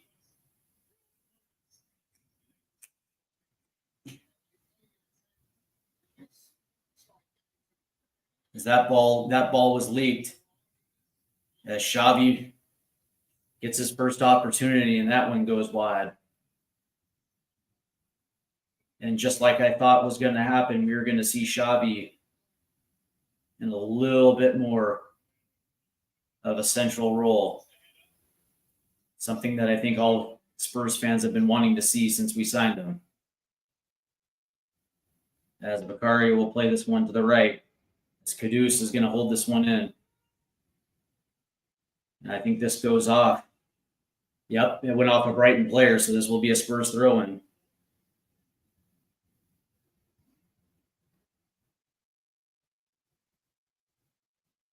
I don't think I would mind to see Jed Spence come in. Maybe for Pedro Porro on the right. As Richarlison came down to make a touch.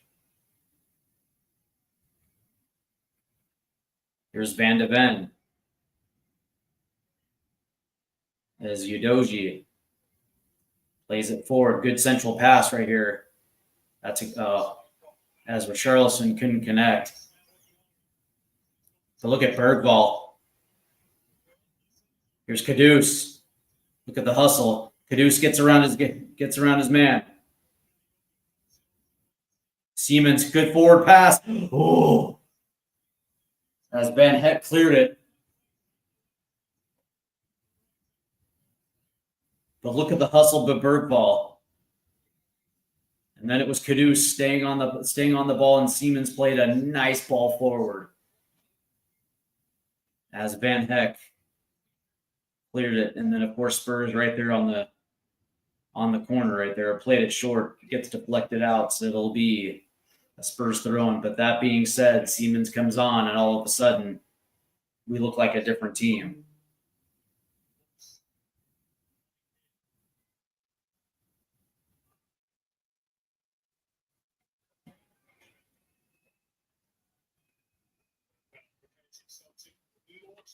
As Bergvall will throw this one in.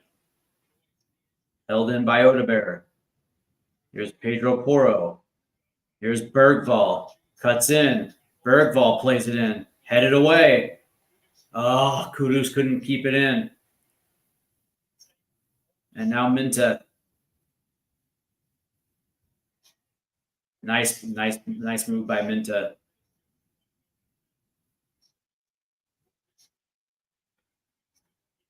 As Udogi wins that battle again deep. Here comes Spurs. It's Paulinha.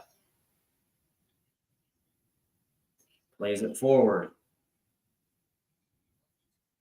Here's Xavi Simons.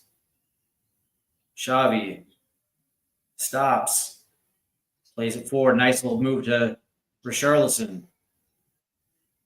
It's Odebear. Oh, you should have played one in Odo.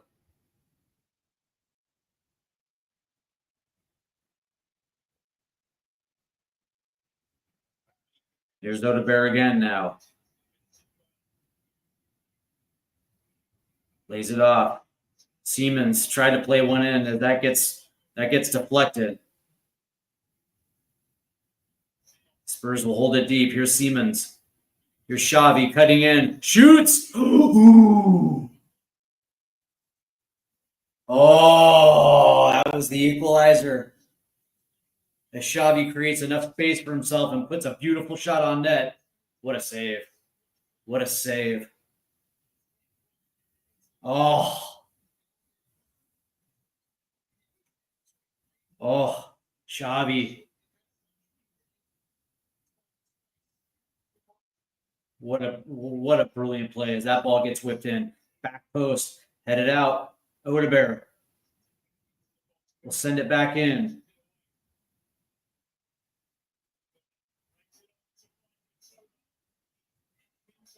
Here's Minte again. Oh, nice play.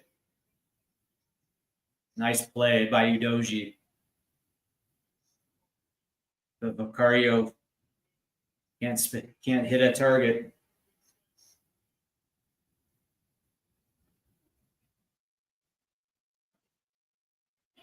As we are now in the 68th minute. Yeah, Minte is a very good player, Audio.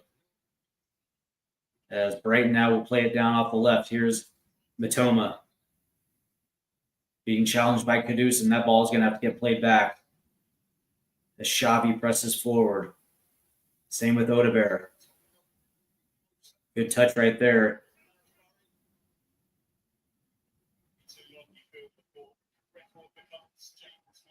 And Van Heck has to play it back. As that ball gets played forward, there's just nobody there. Retrieved by Vicario. So the sense of urgency is there for Spurs if they've looked good the last two times down the pitch. Being led by Xavi. Look at Bergvall. Doing a very good job. That's Kudus. Beats his man around the corner. Here comes Kudus. Playing it in. Oh. Oh, and it's Simons wide left. Oh. Kudus makes a brilliant move to get around his defender, and he has him beaten, and he lays one in, finds Xavi, and he's just wide. Oh. That ball's taken away. Here's Bergvall. Here comes Kudus. Nice move. That ball's going to go in. Tapped away. Here's Odebear. Here's Paulinha. Trying to find Siemens. That ball goes way behind him. Yep. Simons, yeah, he is a difference maker. And all of a sudden, we just look like a completely different team going forward, but we're also still continuing to miss chances. And here comes everybody's favorite boy. It's Brendan Johnson. It looks like he's coming in.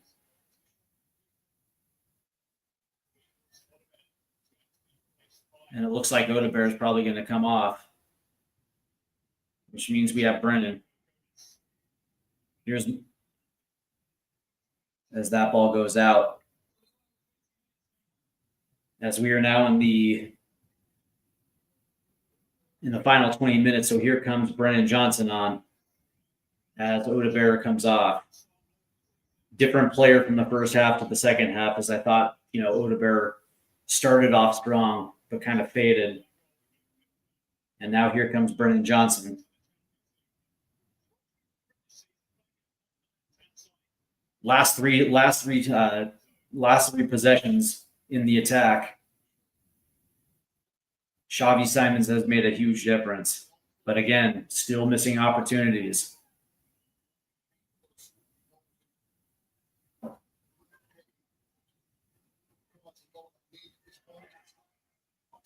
And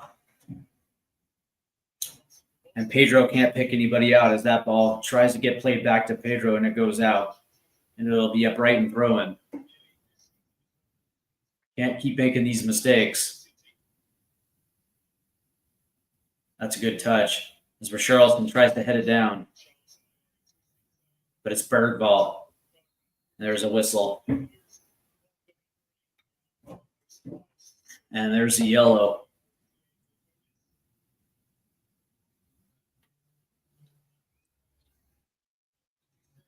As that will definitely go against Gomez right there.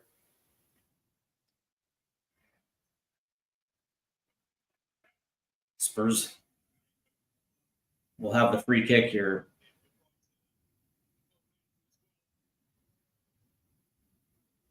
Different team, attacking team in the second half to the first half. But that being said, even though Richarlison had the goal, it's been absolutely shocking to watch this. As for the most part, Richarlison's been bullied off the ball.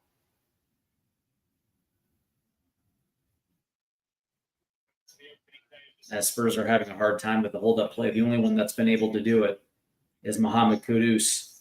That ball gets played forward.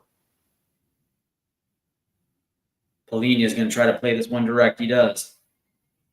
Here's Richarlison. As that ball didn't make it to Kudus, but he still holds. As you see, it's 2v1. Kudus still beats his man. Plays it forward. Oh, look at that, though.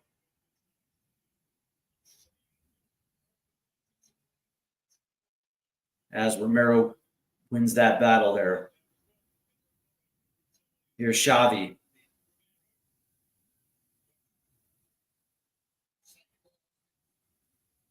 Spurs are hunting for the equalizer. We're in the 73rd minute here. And there's a whistle.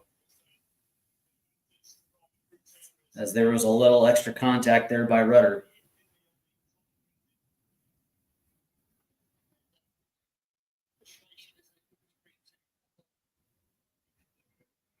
Oh.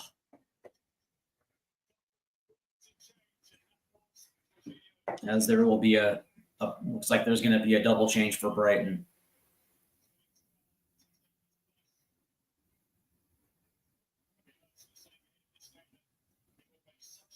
Looks like Danny Welbeck is coming in. The vet.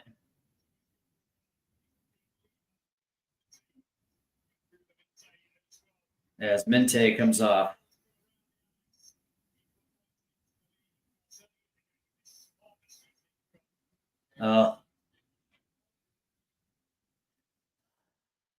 Yeah, no, I completely agree. I completely agree. And again, man, this is what happens when you had to rebuild your attacking four on the fly. 2 new inclusions. And of course, you're missing James Madison for the year. And of course, we're not getting Kulu back for a minute, right? So, those guys that have been around that actually probably could help with chemistry are out. So this thing is going to take time, man. I agree. As here's the free kick. That's going to be played over by Kudus. Lays it off. Porro's going to play one. Back post. Headed out. Xavi will hold.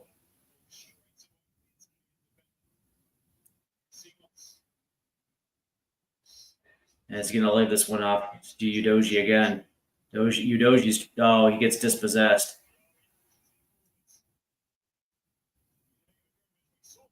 And there's just nothing there. As Udogie got dispossessed.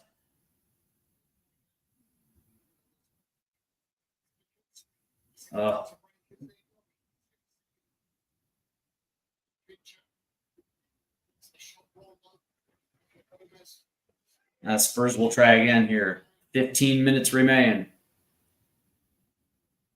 Can they find the equalizer? I'm kind of surprised we haven't seen Pap Sarr yet. Here comes Spurs in space. It's Bergvall. Lays it off to Caduce. Oh, and he beats his man again. Just too heavy of a touch. But Pedro Porro will hold possession now.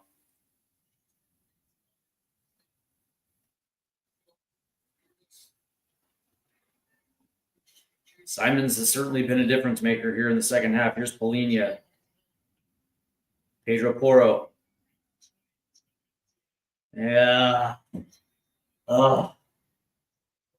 And it looks like it was Brennan Johnson off the left. That ball just sailed.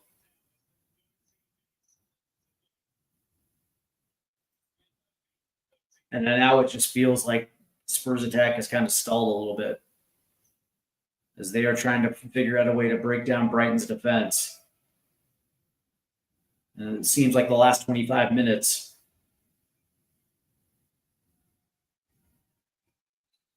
Brighton has bunkered down.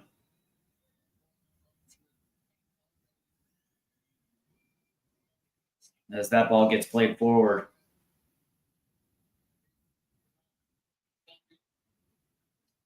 Oh, that ball gets away. Oh, Romero. That one almost ended up. Oh.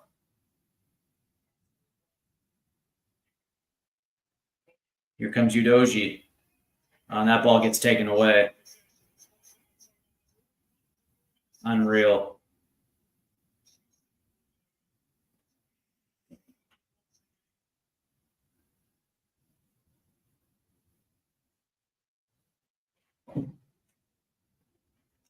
As the Spurs attack has actually just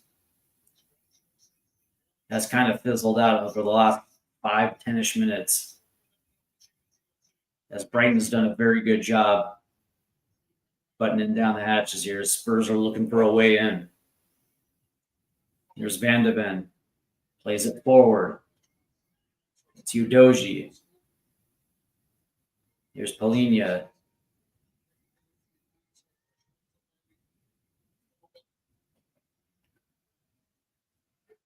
Nice little flick. As that gets played all the way back, and it's Van de Ven. Here's Breno. As they were trying to flick it on to Xavi, there was just nothing there.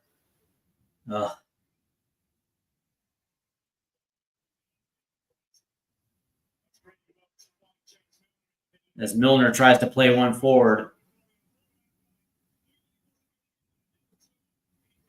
Ooh, as Matoma played one off. There was just nobody there.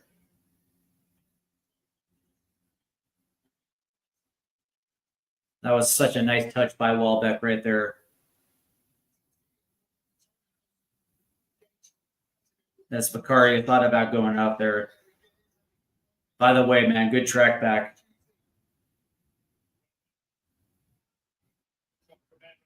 Oh, nice tackle right there by Polina. Here comes Spurs now. Here's Xavi in space.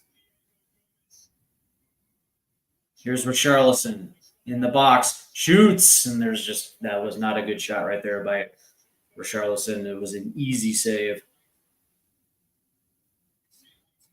Good ball, though, by Siemens. As Richarlison tried to nutmeg his defender, there's just nobody there. As Spurs will regain possession here. 10 minutes remain. You're in the 80th minute now. As Spurs have had multiple bites at the apple in the second half and just have not been able to find the target here.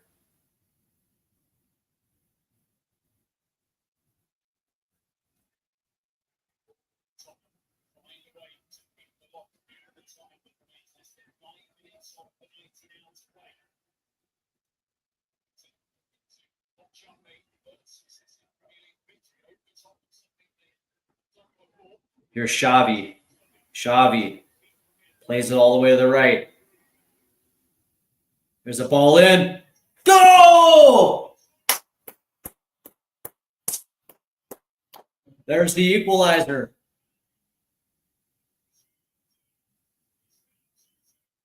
Oh. As Xavi picked out Kudus on the right-hand side, who cut in. Look at Xavi. Boom! And Kudus just plays it in.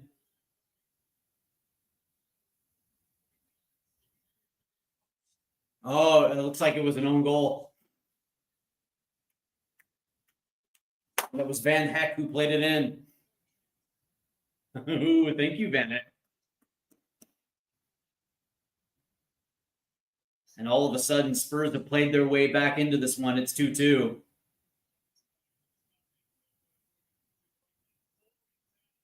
The Spurs have finally unlocked that and finally picked the lock as they found their way back from 2-0 down. And this is the type of result that we needed.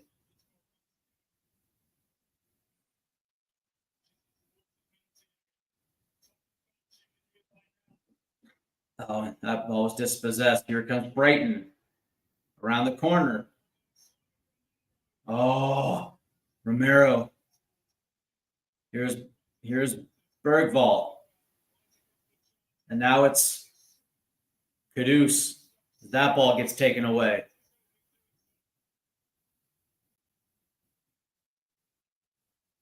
Can Spurs find a goal? Good defense. Here's Richarlison now. Spurs on the counter. It's Xavi.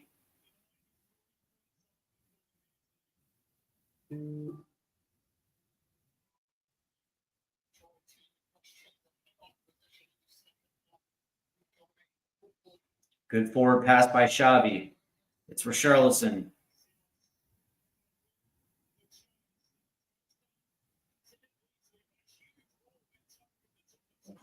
Oh. As we see this again, as Xavi made that run. Oh, that should have been a penalty, as he absolutely gets just pushed down.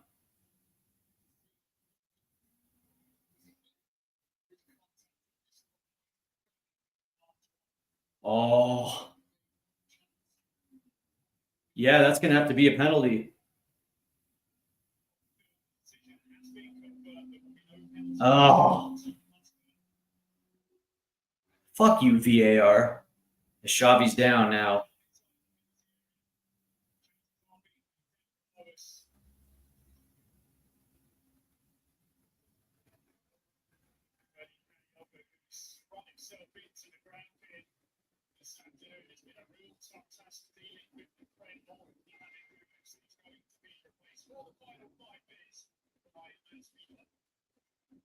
As Kadaglu comes out now. Kadioglu. And it looks like Wipers come in. Weefer. And obviously, Xavi Simons has absolutely changed the dynamic of the Spurs attack.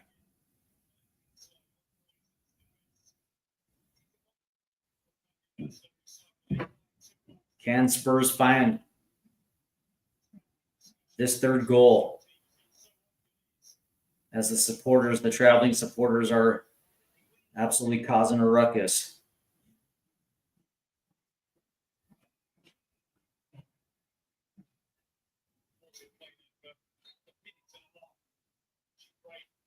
As now here comes Brighton in possession. As the no penalty call was made. It's interesting. You can get pushed down. No penalty. That ball goes forward. That ball gets played over the top. Oh. as that's going to be cleared out, is Ayari. That was a good forward. That's a good forward pass right there, as he kept it in, and Ayari just didn't have a good position right there. As Gomez actually did a really good job of keeping that one in. So this will be a corner here. We're in the 86th minute now. Yeah, I know. Dude, I hate VAR. As that ball gets whipped in. Yari doesn't get the contact. As Udoji, as that ball gets played out, it'll be a throw-in. Wow, how was as Brighton will play this in,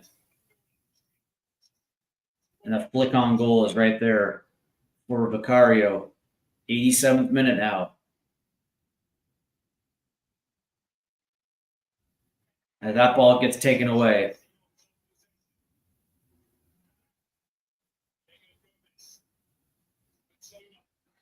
And there's a whistle.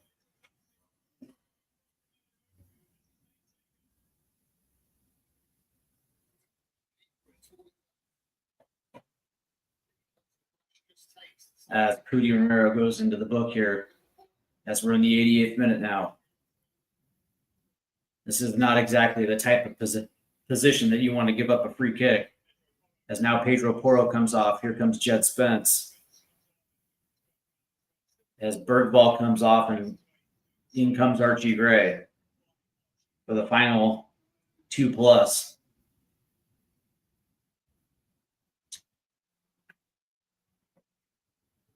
Our Spurs going to hunker down and play for the draw. Are they going to try to press forward?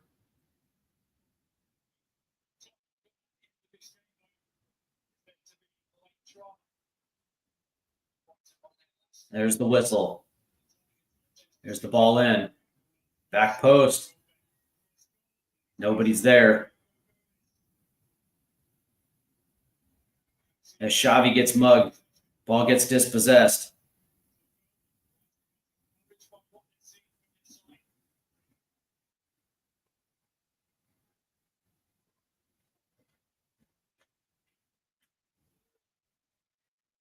As that ball's going to go in over the top. As it finds Matoma. Here's Jed Spence against Matoma, 1v1. Yeah. Oh, how was that in play? That ball went completely out. That ball goes in. 5 minutes of added time here. Ayari's got nowhere to go. As that ball's a little too far forward, that's going to get out for a goal kick. As we're approaching the 90th minute.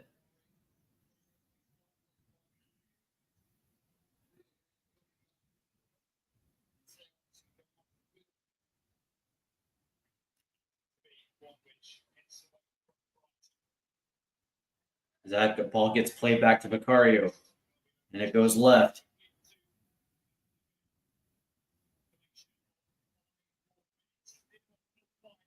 And automatically Spurs cough it up. As Udoji and Brennan Johnson gets hacked. There's no call. As that will go in. That'll go out right there. Unbelievable. Brendan Johnson gets hacked, no whistle. Xavi Simons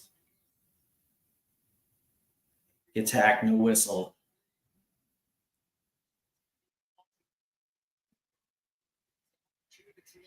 As Spurs will build out of the back here. Here's Romero. Nice move by Romero. Clear some space. It's Van de Ven. Here's Udoji.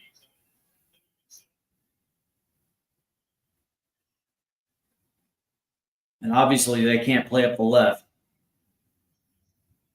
for the obvious reasons. Here's Jed Spence now. Spence. Tap it forward. It's Caduce.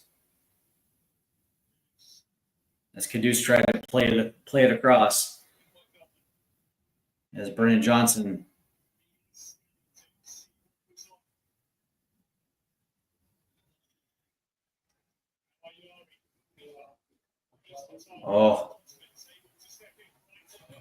good job by Jed Spence.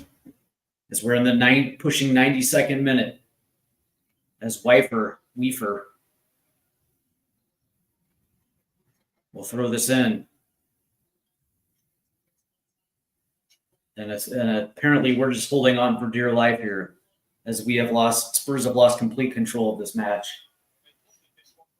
As Brighton has held possession for literally the last 15 minutes. There's a ball in. And there's Vicario.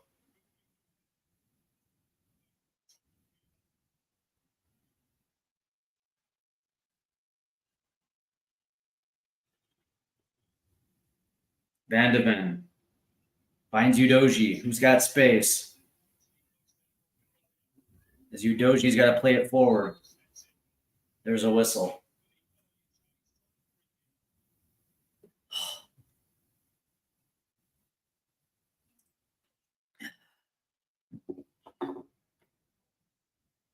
Play resumes. Here's Jed Spence. Nice little touch. It frees Caduce off the side. Here's Caduce. Cuts in. Ooh, and Caduce. And Caduce just missed it. As he creates space, played it on. That was deflected. And ducked, almost redirected it into the net. Spurs will have a corner here. We're approaching 93-30. Can Spurs find the winner in extra time? Let's go, Mickey. Let's go, Mickey.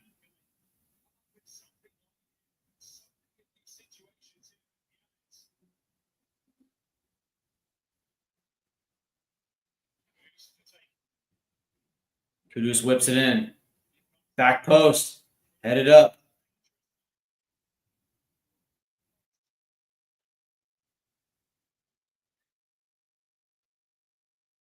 As Richarlison will immediately play it in.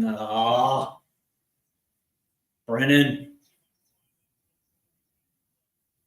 As we're now in the 94th minute. Less than a minute left.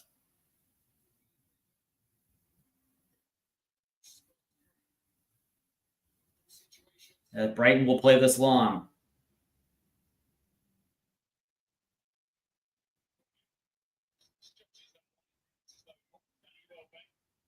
Caduce has done a really good job. Nice touch by Archie Gray. As they lose control.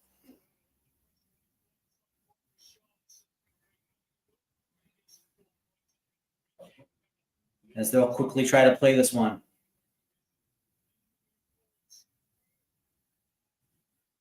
There's Vicario. We're at the 95th.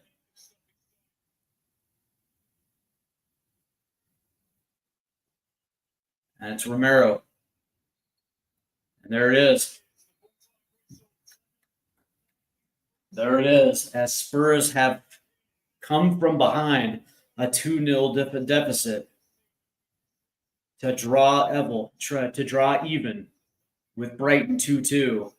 As this one looked like it was going to get out of hand, Spurs figured out a way to claw their way back into this one. Good comeback for Spurs, although it looked a little sketchy there at the end. But Spurs refused. Unbelievable performance today. I think we have to give Spurs a whole bunch of credit, because I think Thomas Frank pushed all the right buttons, especially in that second half. Didn't waste any time to bring Xavi Simons on. And all of a sudden it changed the absolute, complexion of this match, as there was just absolutely no answer for Xavi Simons.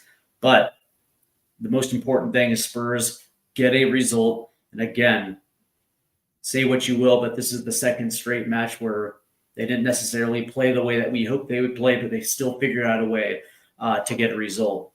As we look at the stats for this one, the full stats, Spurs do win the possession battle 64-36.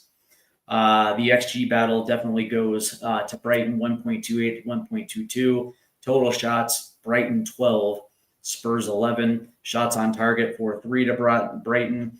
Accurate passes, Spurs 457 to Brighton's 232. Fouls committed, Spurs 13, Brighton 10, and Spurs won the corner battle 10-2. When we look a little bit more in depth at shots, 7 shots off target to Spurs' 6, and Brighton leads shots on target 4-3. When you look at shots inside the box, Spurs had 9 to Brighton's 5, and you look at shots outside the box 7-2. When we look at the possession, we look at the passes, Spurs with 519 total to Brighton's 302. Passes in the own half, Spurs 208 to Brighton's 124, and passes in the opposition half 249 to 108. Accurate long balls, Spurs 29, Brighton 24. Accurate crosses 3-2 to Spurs. You look at touches in the opposition box, 44 for Spurs to 17 with Brighton. When we look at the defensive side of things, Spurs did win the tackle battle 27-25. They won the interception battle 9-5. And of course, clearances go to Brighton 39-15. We look at duels, Spurs 62 duels won to Brighton's 57. Ground duels 50-44. The aerial duel ends up being Brighton 13-12. In successful dribble, Spurs 13 to Brighton's 6. Although Spurs did have 2 yellow cards in this one today, but the biggest thing that we have to highlight is the fact that Spurs did not give up on this match. As a matter of fact, they just scratched and clawed their way back into good positions. And again, getting that first half goal right before the end of the half set the tone, because all they needed was one to equalize. And sure enough, they get one off the own goal from Van Heck. And all of a sudden now Spurs, instead of dropping the 3 points, they end up picking up a massive point, as now they find themselves all alone in second place on 10 points. And of course, Arsenal will play tomorrow versus City. But that being said, man, unbelievable performance today from this team to essentially get a massive result when it looked like it probably wasn't going to happen for them. What I will say is, when I think about this match in totality, it wasn't pretty. It wasn't pretty. And again, you're talking about a defense that has far more chemistry than the attack, and that's going to take time for that to develop. But that being said, as we saw the second half take place, you saw just the quality of what a Xavi Simons gives you. And I got to give credit to Dave Harris, because he was the one that pointed this one out, that how Xavi was going to be deployed was probably going to be in that number 10 position. I think that's what the fans were clamoring for. And sure enough, we got to see that, and we got to see the impact right away. What I will say for this attack is that there's a lot of things to get cleaned up, because we saw that, especially as we were getting into that 60th, 70th minute, Spurs were still, again, getting forward, creating space. This time they were actually getting good balls in the box, and they were just missing their chances. And that's something that is going to come. Audio Artisan says, not a bad result in the grand scheme of things. Lucky, really, 100%, right? If Van Heck doesn't get that own goal, we're surrendering 3 points, and the narrative around this game is going to be something completely different. And so from that standpoint, you have to tip your cap to them for them to be able to find that late equalizer, and then again being able to hold on, because then it fell apart, man. As Brighton started getting forward with ease again, and it just felt like we were hanging on for dear life. So from that standpoint, you're going to take the result, especially in a place like Brighton, where this has essentially been a house of pain for us. He says, I feel like nobody deserves the man of the match. Probably Xavi for making an impact. I would probably agree. I guess you can make a case for Richarlison, although he rated out pretty well today. There were a lot of times where Richarlison played pretty poorly. From the standpoint of the hold-up play, he was absolutely bullied off every single ball forward. And that's something that we just don't have right now. Somebody that's going to be able to hold the ball centrally and then also make a pass or potentially move off the half turn. It's something that we just don't have right now. And Richarlison, every single time that ball went forward, there was, he was, literally bullied off the ball. But that being said, he gets the big goal at the end of the first half. So he was able to put himself at least in halfway decent position. So from that standpoint, okay. But yeah, I would probably agree with you. I don't think anyone really deserves it. But if you have to give somebody credit, yeah, it's probably either going to be Xavi or Mohamed Kudus. I thought Kudus played well today, all things considered. And from that standpoint, yeah, I would probably have to make a case for one of those two. But for the most part, man, again, when I think about this game in totality, I don't think Spurs were ready for the speed of Brighton in the way that they were able to counter so quickly. I think it caught them off guard a little bit. And this is something that we saw in the Brighton match. They weren't able to come back against Brighton. And of course, just like Bournemouth, Brighton scored early off that quick counter from Minta. And all of a sudden now 7 minutes in, we're down 1. Now the good news is we didn't necessarily completely fall apart, although they did score that second goal. But luckily they were able to get that late first half goal, and I think that changed everything because the second half Brighton was not necessarily playing.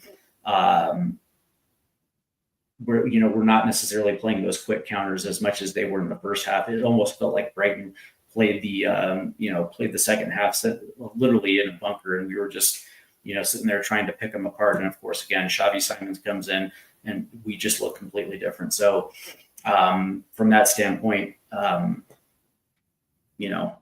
just happy we got a result. Adi Watterson says, Destiny looks fit and strong and had a few decent moments. I thought he actually played pretty well in that first half. Those 1-2s with Wilson Odegaard. And those runs that he was able to put himself in a good position. He was beating his man around the corner, and he looked actually kind of dangerous there in the first half. And I think I give credit to Brighton in the second half because they kind of shut that down. And it also kind of coincided with Wilson Odegaard himself, getting shut down in the second half. Let's look around the Premier League today. So far in match week 5, it has gone final. Nottingham Forest and Burnley will draw 1-1. Crystal Palace beats West Ham 2-1 as obviously Mateta scored in the 37th minute. As the second half started, Jared Bowen scored to equalize, and Tyreek Mitchell scored in the 68th minute. And Crystal Palace picks up a huge 3 points for them, as right now Crystal Palace is a top 10 team. Leeds United held on against Wolves. They pick up 3 huge points, and that was a big win. Of course, they traveled to the Molineux, and anytime you can go on the road and get 3 points, that's absolutely huge. And of course, later today, Chelsea plays Man U. Brentford will take on Fulham, and then tomorrow, Villa's in Sunderland, Newcastle's in Bournemouth, and Man City is at the Emirates to take on Arsenal. All right, so as we recap real quick before we call this one off, I will say that, man, whenever you can get these kind of results, that is a sign of a good team. Good teams figure out a way to get a result. We saw that in the Champions League when we just weren't playing really all that well, and we still managed to take 3. And then in this one, for a good portion of that first half, we were actually kind of poor. But that being said, man, as this team continues to grow into the half, they were able to get one back, and it set the tone for the entire second half. And luckily, we were able to find an answer. We nearly won it too. If that Lewis Dunk redirect goes in, all of a sudden now we have 2 own goals and we actually take the 3 points. But from that standpoint, there's still a lot to build on. And I will say this again, man, this is a sign of a good team. Good teams figure out a way to get results. And from that standpoint, man, you have to be happy with this one. So before I take off, I want to thank everybody who is tuning in. Make sure you hit those like and subscribe buttons. And tomorrow we are going to be back at 6 p.m. with USMNT Yanks Abroad as we recap the pool players weekend that was overseas. And of course, on Monday night, we return with a special guest Filippo Silva of Tactical Manager TV as we discuss the U.S. men's national team. So a very, very, very good finish to this week when it comes to content. I hope to see you tomorrow and, of course, on Monday night. Until then, I hope you guys enjoy the rest of your weekend. And come on, you Spurs. Great result, man. Great result.